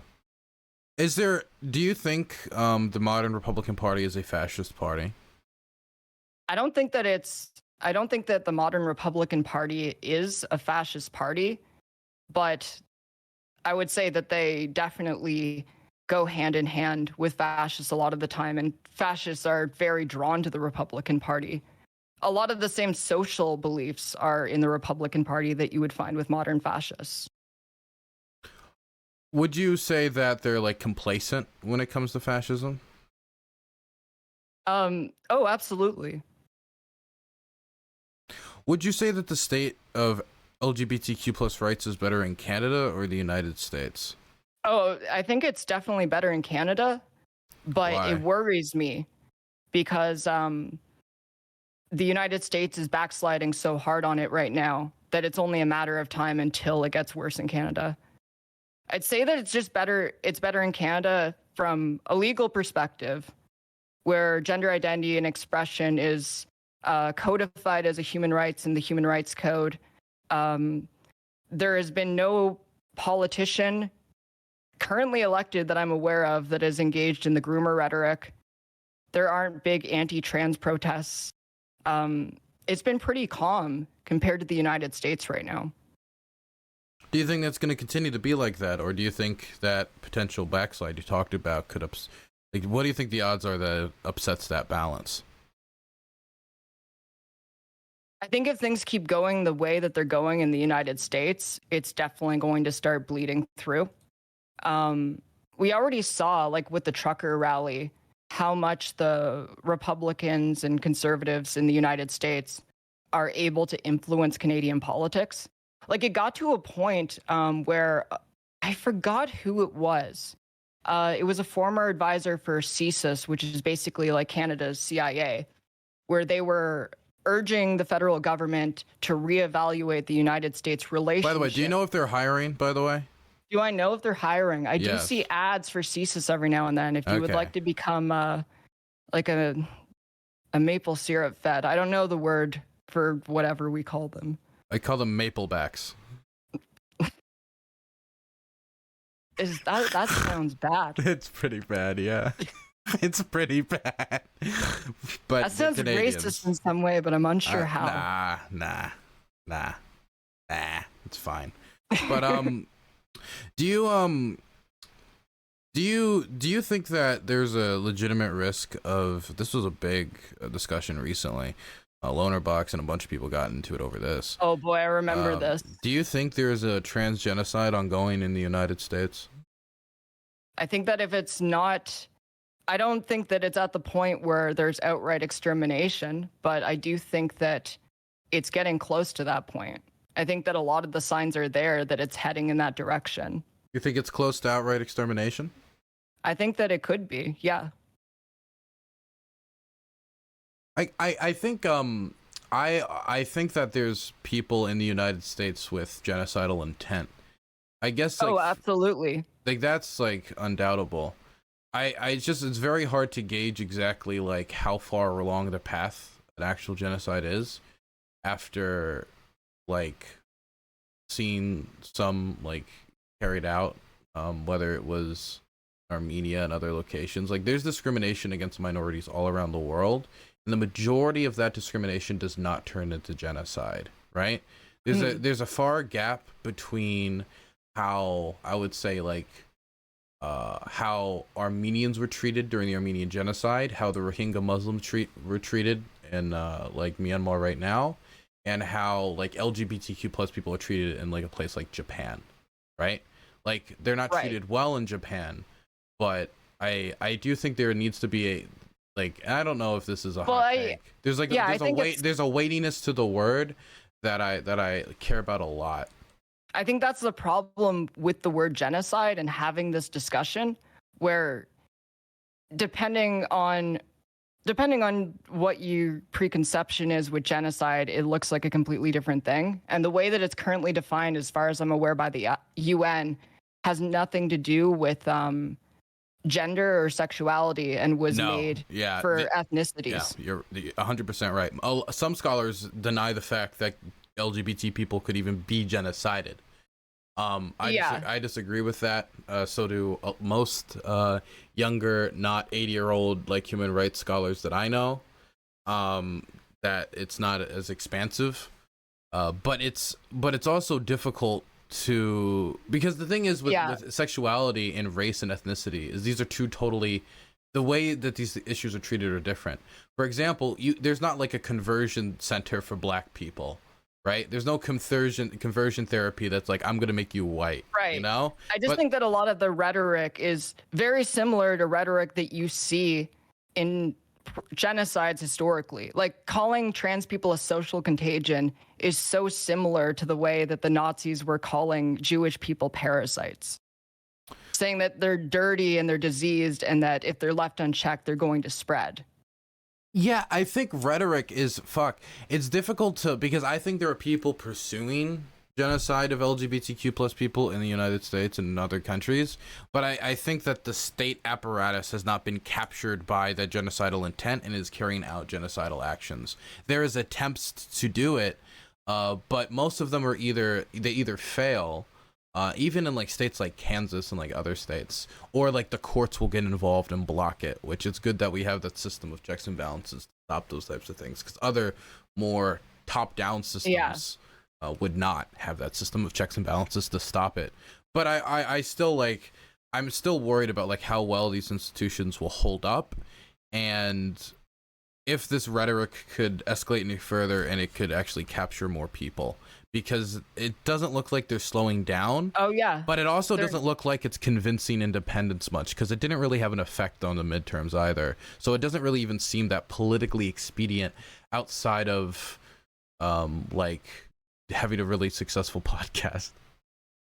I mean, this is by far the worst year ever recorded in terms of anti-trans legislation in the United States.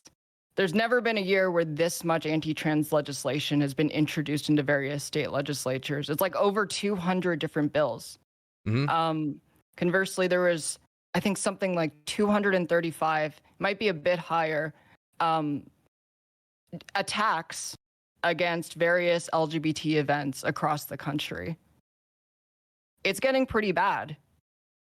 And we see like all of these hate groups that are mobilizing. We see when Libs of TikTok puts out a thing about a drag event, for instance, those same events end up having outright neo-Nazis going there to protest it, a lot of them showing up armed. Have you ever thought of hosting one? I've thought about hosting a Drag Queen Story Hour before. I don't have a lot of connections in the drag community here, actually. Oh. Got you. Okay. Yeah. I don't have a lot of connections to the drag community either. I think a lot of young queers don't really go to like the traditional gay bar scene or like involved in that stuff. I used to, but I don't anymore. I feel like that was a thing I only did when I was younger. What do you think of ChudLogic? ChudLogic? He's Yeah. okay. I don't really have a lot of strong opinions about him. Do you think he's a drama whore? Oh, I think he would admit that he's a drama whore. Yeah. Do you think he's also a regular whore? Probably. Probably. I agree. Probably. I gotta ask you, right? Because this was like a big, like. Oh, this is this what I think it's gonna be? Yeah, it probably is. It was pretty weird when you called him a pedophile. But it's like this is a situation. It's like even he's addressed this. We don't, we're not at odds with each other. I've already apologized to him. He accepted the apology. He later found out exactly how this happened, which is funny because it goes into drama with DJ Mule. Mm-hmm. DJ Mule put out a thread accusing ChudLogic of being a pedophile. Huh. And I just took what DJ Mule said. I didn't know that, actually. Yeah, he did. I took what he said at face value. And I said that he was a pedophile. And then I looked into it further and found out, okay, this isn't actually true.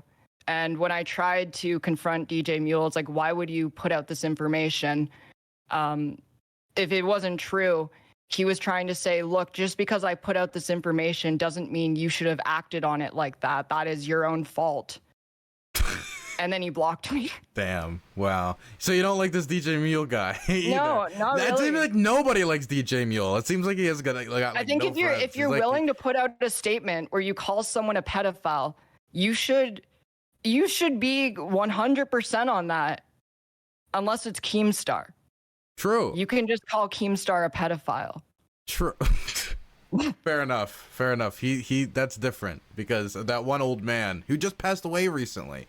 That old man he accidentally accused of being a pedophile passed away about a month or two ago. Wait, he did? Yep, he died. He died of cancer. What? Yeah. Oh my god. The Yahoo! That guy, yeah, he's dead. Oh yeah, RS Glory and Gold. He was like one of the first Twitch streamers I followed. I didn't know he passed away. Yeah, he passed away from a long fight with cancer about a month ago. Oh man, he was a nice guy. Really sad. He was a nice guy. Didn't like Keemstar till the end. Did not like Keemstar to the end. The reason I bring up the thing isn't because like I know you settled it with ChudLogic, right? The accusation of him diddling the children's. I guess like the reason I wanted to bring this up is I wanted to ask you a deeper question about stuff like this where when you came to me in private and asked me about everything that happened, a big motivator for me that was just like, okay, Keffals, I accept your apology, and because I wanted to move on, right? And I assume a lot of the people, possibly ChudLogic, I don't know, you'd have to talk to him specifically, but a lot of it is like they kind of possibly want to move on. Do you think when you're reconciling with people you've had these interactions with, do you think when they say like I accept your apology, that they're accepting it out of like, you know what, I think Keffals is a changed person, I think they're improving, or out of a motivation to like move on? Is that ever a concern to you? Is that something you think about? I feel like it's probably just they want to move on.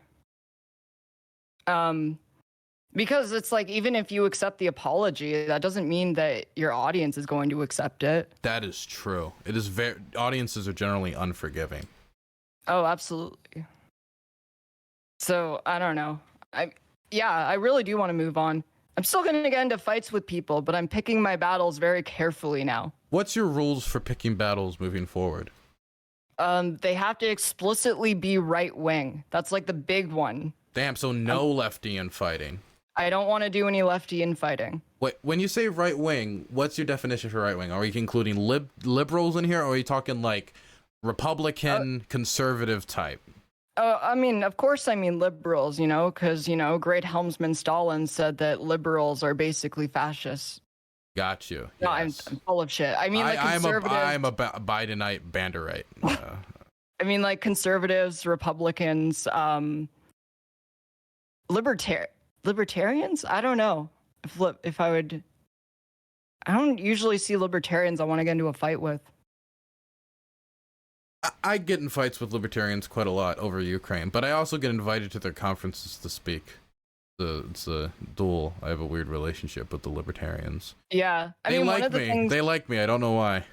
the libertarians like you. Yeah, they like me. Well, it's because I talk to them and I interact with them, I think. Libertarians tend to have good foreign policy takes. No, they don't. No? no, they don't.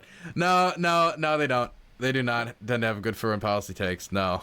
Maybe I'm misguided. What's a bad one? Well, okay. The Libertarian Party of New Hampshire regularly has tweeted out pictures of Zelensky with a Hitler mustache.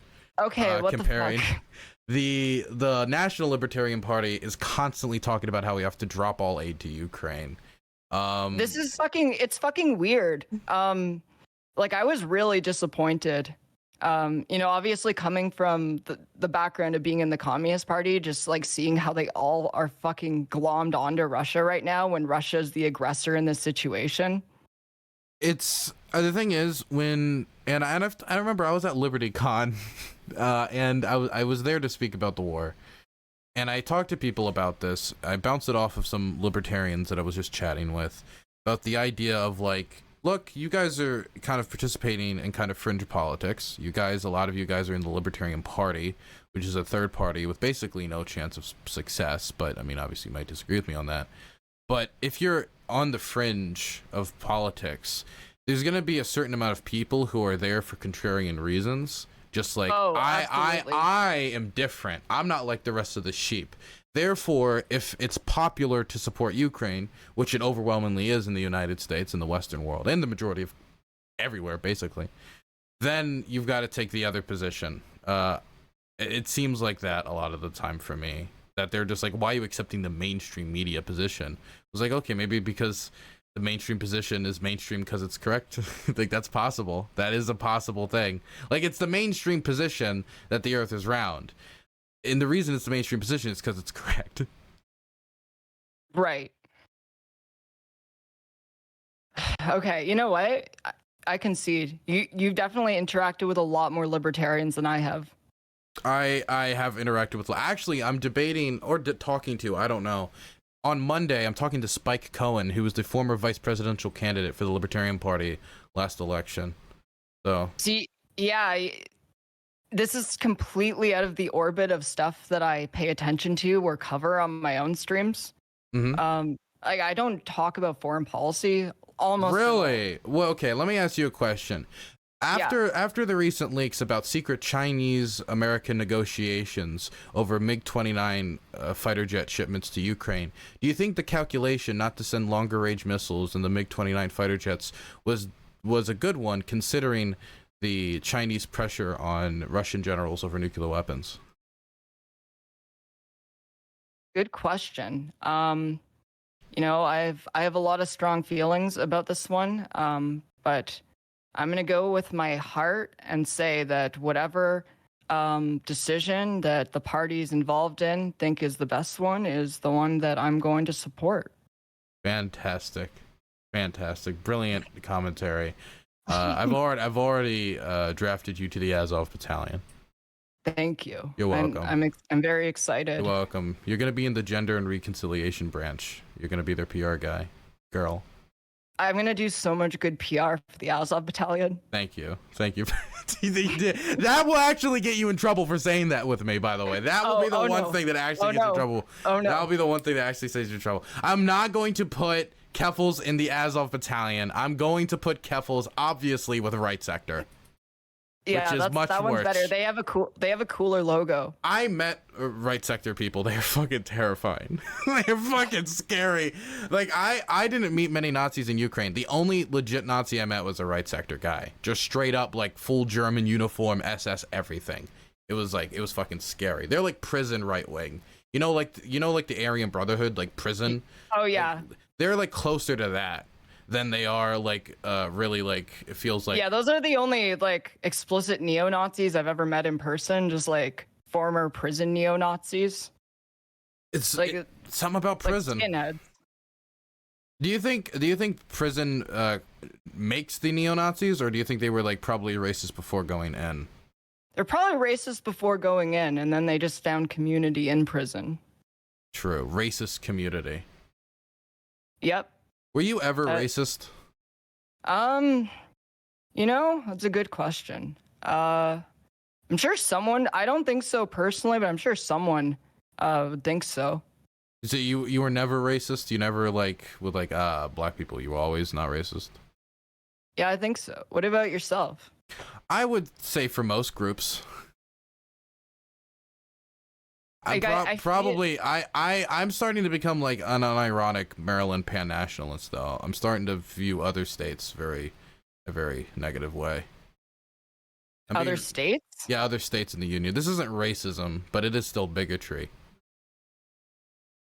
I think Maryland is inherently the supreme state. I think it's better than every other state, and I think Marylanders are inherently better.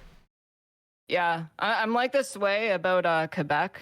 I'm a real Quebec nationalist. Are you actually from Quebec? I'm not from Quebec, no. Okay, those people are interesting, French and Canadian. My goodness, they're so interesting. Their politics are fucking crazy. There's a lot of radicalism. I saw there was like some fighting in the 80s or something. Like they were really. I don't know much about Canadian history. I'm gonna be honest. Oh yeah, that was the I forgot what the name of that crisis was. Do you support Quebecer independence? Yeah, that was the October crisis. Because what was the name? The Front de Libération du Québec kidnapped the provincial labor minister, and then Justin Trudeau's father, Pierre Elliott Trudeau, suspended the Constitution after he initiated the War Measures Act. And then, like, I think it was either hundreds or thousands of people got arrested without any charges, because once you do that, you can just arrest people. Do you support Quebec independence? Okay, it's an interesting question, because I do support Quebec independence, but at the same time, I feel like there would be problems with Quebec independence in how the treaties would end up getting honored if they become their own sovereign state. Huh. Yeah. I don't know how exactly the reconciliation with the indigenous tribes would work out if they ended up splitting off from the rest of Canada, but it's also not working out tremendously right now either. Do you support Quebec independence because you want them to like have their own state and have their own affairs because you want what's best for them, or is it because you don't want to live in the same country as French people? It's definitely the latter. I'm an Anglo-chauvinist, as the French people call English-speaking Canadians that don't like them. Got you. Oh, I have one last semi-serious drama-ish question, and then I'm done. Oh, okay. Okay. Is the story ChudLogic told about TwitchCon true, and you walking up to Melina and like saying that you're gonna get like Destiny's channel removed? Good question.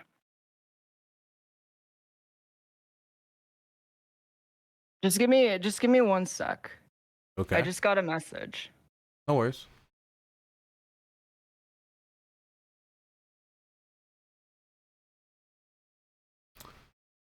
Okay. California dreaming. All right. Yeah, it's true. It's true? Okay. It's true. Yeah, I did. What was the motivation behind that? He just released a manifesto where he lied about me quite a bit. Mm-hmm. I got led over to that group of people at TwitchCon, and I don't know. I was quite willing to be friendly. I didn't want to start shit at TwitchCon.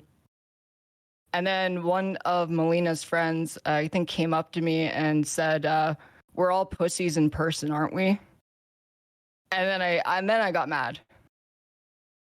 Oh, so you said that somebody like basically kind of like provoked you a bit, like you're not gonna say anything in like you're different in public. I remember this was actually something like Infrared actually got criticism because he was nicer to Destiny in person. And so therefore Infrared, every time he interacts with anybody in public now, he's just a complete cunt. He goes out of his way because he doesn't want to like look like he's like changing his attitude. So was it like a motivation of like, I don't want to look like I'm cowardly in any way, like I want to make sure? Well, after someone called me a pussy, I got mad. Got you. So I decided to just say that. Got you. Was like Melina like present for you being called a pussy, or was this like somebody called you a pussy and then you walked up to Melina to like prove you were a pussy? It was like I shook her hand and we both had like an awkward smile, and then after that one of her friends approached me, but it was really loud. I don't know if she actually overheard this situation. Got you. Okay. Man, it's always weird meeting people in person. Oh yeah. I mean, like I didn't confirm this earlier on because like I didn't want it to be a thing. I was just fucking mad. Gotcha. Like I had earlier like tried in good faith reaching out to Destiny and being like, "Hey, I don't want to keep going with this drama. Like if you don't mention me, I'm not going to mention you and we can both move on." And then his response was to leak the DMs in a manifesto stream. Do you think that he thought you were acting in good faith? I do not know how his brain works. I am actually completely clueless as to how he goes about receiving information or perceiving other human beings. Do you think he does it differently than most people? Yeah, I mean, like I think a lot of it to him is just content.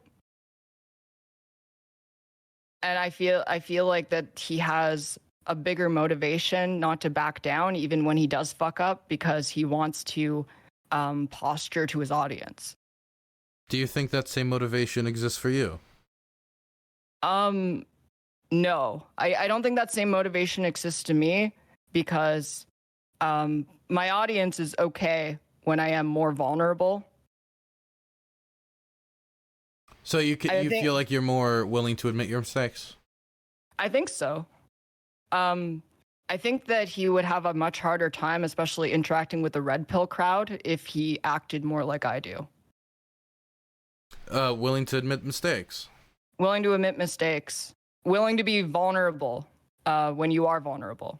How would that affect his ability to interact with the red pill crowd? I would imagine he wouldn't. There's not really many mistakes he would admit to the red pill crowd. Like, actually, you guys were right about women. You know, like what do you mean by that?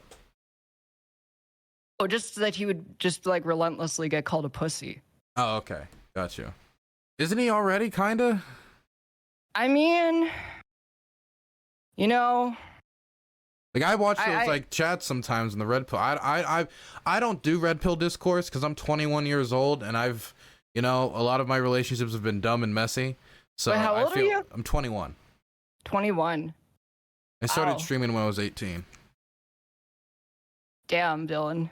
I'm a lot younger than most people realize.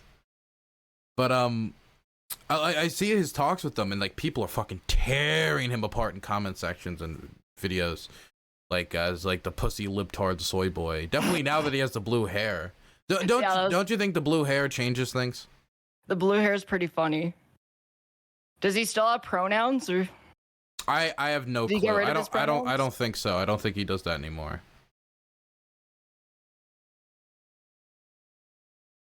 I think he talked about how he didn't feel a strong attachment to his gender, and so he just was like, oh, I guess I'm like non-binary. But like since then, he said that probably was a mistake. He doesn't feel that way anymore, if I remember correctly.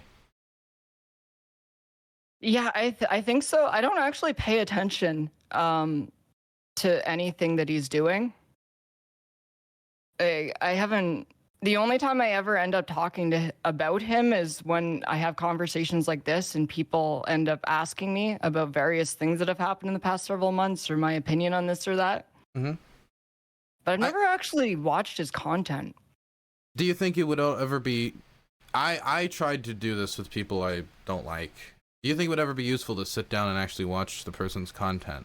Just listen to them talk about an issue that doesn't revolve around you, revolve around issues surrounding you. It's something I did with people I really don't like, and gave me a lot of insight into how they think, and gave me a lot of insight into why we just don't gel well. Because I got to see like how they process information and the things they believe that are different than me, that makes me have conflict with them, and allowed me to like accept a lot of those differences and just to grow generally. Yeah. I mean, I don't know, because I don't think he'll ever treat me charitably. And I'm basically consigned to the fact that every time anything happens where I get into drama in the future, it's going to end up just being more stuff for him to cover. I don't know. Do you think it's just all content for him? And there's no like personal, like I disagree here genuinely? Yeah, I don't actually think he knows what any of my positions are. You know? I think he's... No, I don't. I think he just hates me because I push back against him. And then it just turned into a thing that never ended, where I push back and then he says something and I push back and he pushes back, and it just seems like a never ending thing. The final question, do you at all around this, and then we can talk about whatever. Yeah. Do you regret the interaction with Melina, the walking up and the statement about getting Destiny's YouTube channel banned? Because a lot of people from Destiny's community that I've spoken to, they still hold a lot of resentment around him losing his Twitch channel, and there's a lot of specter about whether you were the person who got that happen or not. You, since then, I think you say it wasn't you, but at the time you kind of memed about it being you. A lot of them were worried that like literally he would lose like all of his ability to make any money, basically. Not really. You don't regret it? No, not really. Why not? I mean, what good would regretting that come? You know, like why would I regret it, I guess? Like what is there for me to regret about that situation? I mean, I again, like I'm not in your head, but it could be this idea of like, oh, you're continuing the interaction with him, or like he's already lost his Twitch, why now his YouTube? Like there could be any number of reasons. I don't know. I'm not in your head. It's up to your opinion, really. Just the problem is, it's like continuing this conversation is just going to be more drama. There's no way to move on if I just keep rehashing it. So was the idea that like by you saying that, like maybe Destiny would back off? Was that the idea? No. I don't really feel comfortable going on with this, because it's just, I know how this is going to go. It's just going to end up with more clips and more drama. I really don't want to be a part of. Okay. Do you have a Christmas tree this year? No, I don't. Why not? I don't know. Never got one. Wait, you've never had it? When you no, I did not get one this year. Okay, got you. I almost became a Christian nationalist for a second. Oh my goodness. Why not? I believe Christmas trees should be mandatory in every home. I even like, and not even as a religious thing, but as a consumer. Why no Christmas tree? I love them. They're beautiful. They're jolly. Why do you hate Joy? No, I love Christmas. It's my favorite holiday. My brother has the Christmas tree, and I visit his place for Christmas every year. See, I have multiple trees in my home. I actually have a tree by my desk right here, a tiny tree on top of the normal home tree, and I want to get a third tree just for my bedroom as well.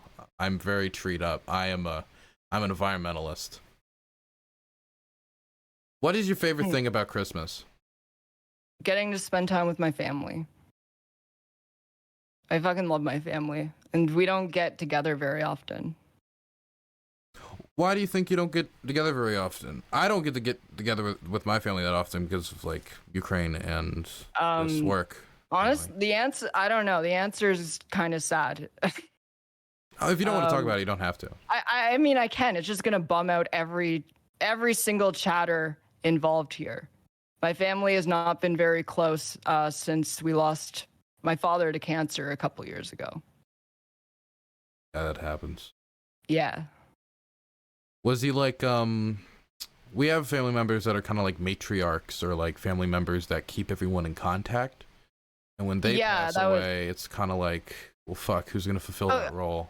Oh yeah, like I lost like the connection to my entire dad's side of the family after he passed away. He was the only reason that we were still in touch. Damn. Yeah. I'm terrified of my grandmother dying because my grandmother's the person who does that for all of us. She raised me. Yeah. Yeah, my grandma was like that for my extended family too. Christmas is a very weird time for me, because it was the one time a year I got to visit my mom. My mom was not to be as bring it down the temperature in the room or like make it sad, but my mom was a heroin addict. She used from the time she was pregnant with me to the day she died. I think most likely. I don't really know. It's hard to tell. But due to that, I didn't get to see her very often. But I got to see her every Christmas. My grandmother made sure of that. And once she passed away, it's very weird looking at the same holiday. Because it's like, because all the family, because Christmas is all about family. And of course, money and consumerism. And I guess Jesus too. But it's supposed to be about family, and it's really weird when there's not as much family as there used to be.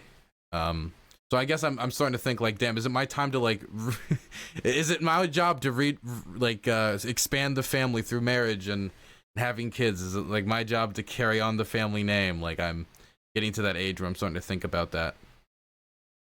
Yeah. I mean, for me, I physically cannot have kids, so that's my brother's job. He should do it. Yeah. Would you ever adopt? You know, I've thought about it, but I feel like I need to be in a much different position in my life from where I am now. You know? Like more stability, yeah. Partner maybe, something like that? Yeah, like when I'm in a position in my life where I'm more financially stable and I have someone or like even a community that could help raise a kid with. I don't think I could do it on my own. Oh no, I think 100% that you need to have. Children need multiple people raising them. Like some people say 2-parent household. Of course, I think that's like a good basic foundation is the idea that you have 2 parents. I don't think it needs to be a man and a woman necessarily. It could be anybody. It could literally be a grandmother and an uncle, or like just like but like 2 figures that like help raise a child. But then there's so many other supplementary figures because people look at kids who like have amazing parents, like, you know, like what's that guy who's fuck, I'm trying to remember his name. I can't believe I'm forgetting his name. That guy who was the train conductor in Polar Express. I can't believe I'm forgetting his name. I don't remember his name. Got a very famous actor. Somebody in chat will immediately name Tom Hanks. Yes, Tom Hanks. I don't know. I forgot Tom Hanks' name, but he has this kid. I don't know if you know about his kid, Chet Hanks, who's like really into reggae and like rapping and like saying the N-word and all this. Oh yeah, I've seen some videos of him. And I look at him and I look at his father and his mother and I just like, how the fuck did that happen? And I of course I don't know their familial situation, but I think a lot of times when we see kids like that are so different than their parents, we don't know the uncles that were there. We don't know the other influences in their life when they were young that were there outside of their parents, like the friends in the school and the other family members and the people on the street and the cousins. That type of stuff is not as predominantly featured, and nobody's gonna blame the cousin if a kid turns out, I don't want to say turns out wrong, but turns out wrong. You know what I mean? Mm-hmm. It's always the blame will fall at the head of the parents, even if necessarily they weren't the corrupting influence, quote unquote. I don't know. I don't have a lot of opinions on child rearing. You don't? You don't have a don't. lot of opinions on child rearing. I do not. Wow. Well, see, I as a weapons smuggler have to think about how to properly raise a child soldier constantly. As you do. As I do. You do. I mean, my good boy from Liberia. I don't know if you know my friend Charles Taylor. I did a lot of work with him,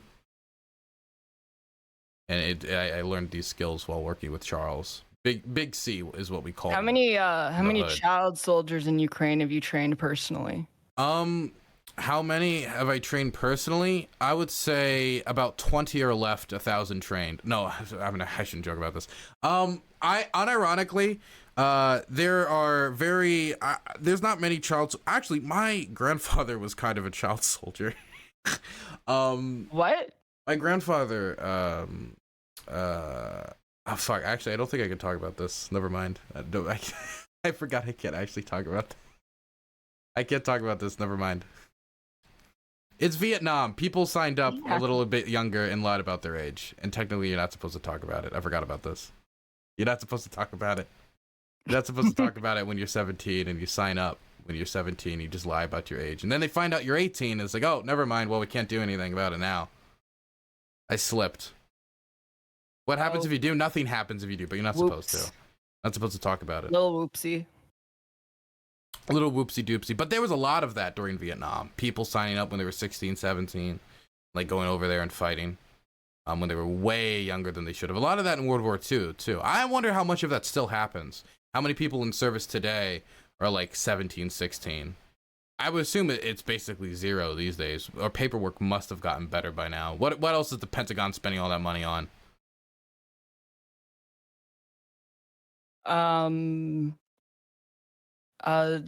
Arms to send to paramilitary death squads. When has America ever done that? Good question. Yeah, exactly. Good question. Yes. I was like trying to remember what happened in the Contra crisis. I don't think that's exactly how that went down. The Iranians were. It's, you know what? We do not need to relitigate the Contra crisis during this stream. You know, you have some very like. Do you have some very like strong opinions on the Contra crisis? No, but I've met people involved in it. Oh, geez. Like not like Contras, but like American officials.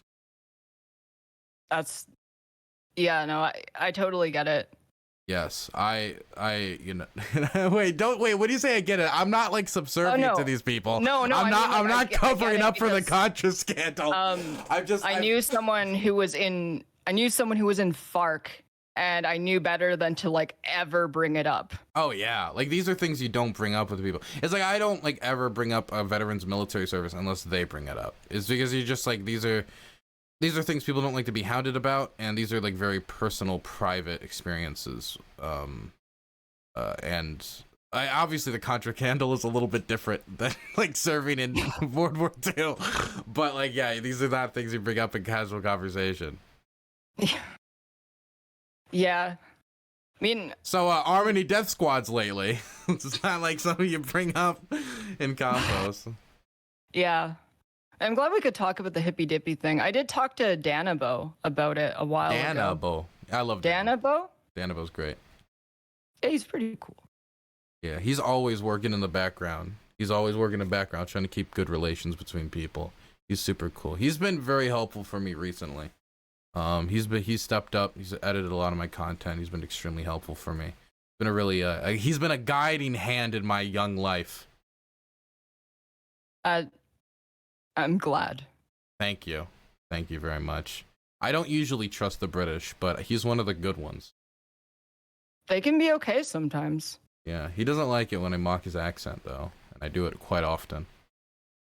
Yeah, that's rude. You shouldn't. I like you gotta treat him right.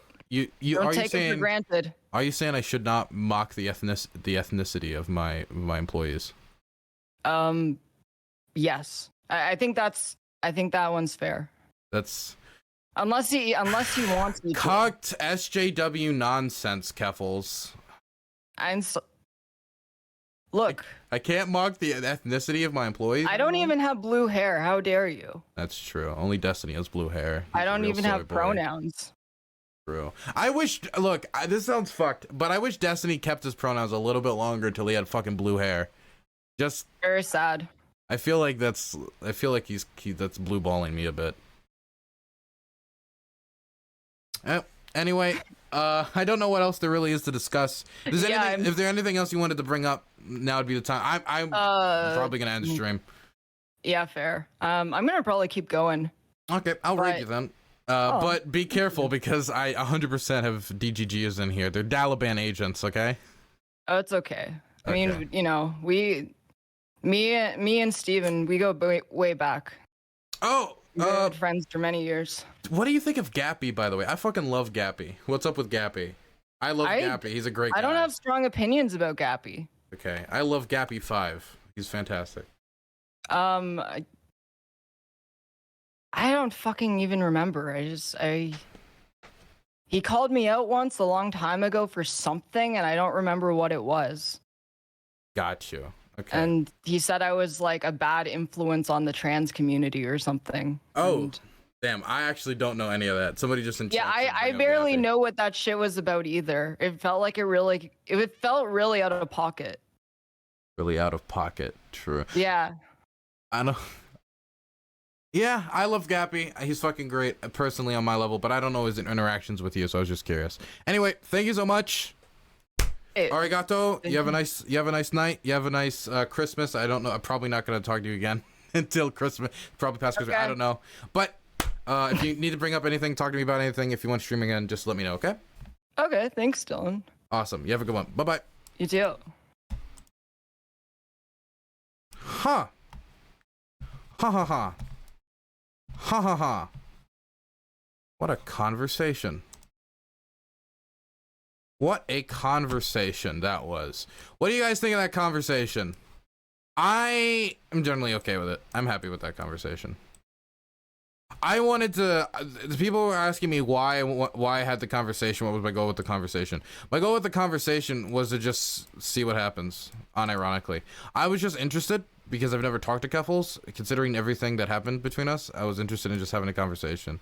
And she's the center of a lot of attention and news, and she's just an interesting person. So I wanted to talk to her. I think it was a decent interview, okay? People wanted me to be like, but no, I'm a journalist now, and I behave like a journalist. I ask questions, okay? I ask questions like a journalist. And I'm also a person, okay?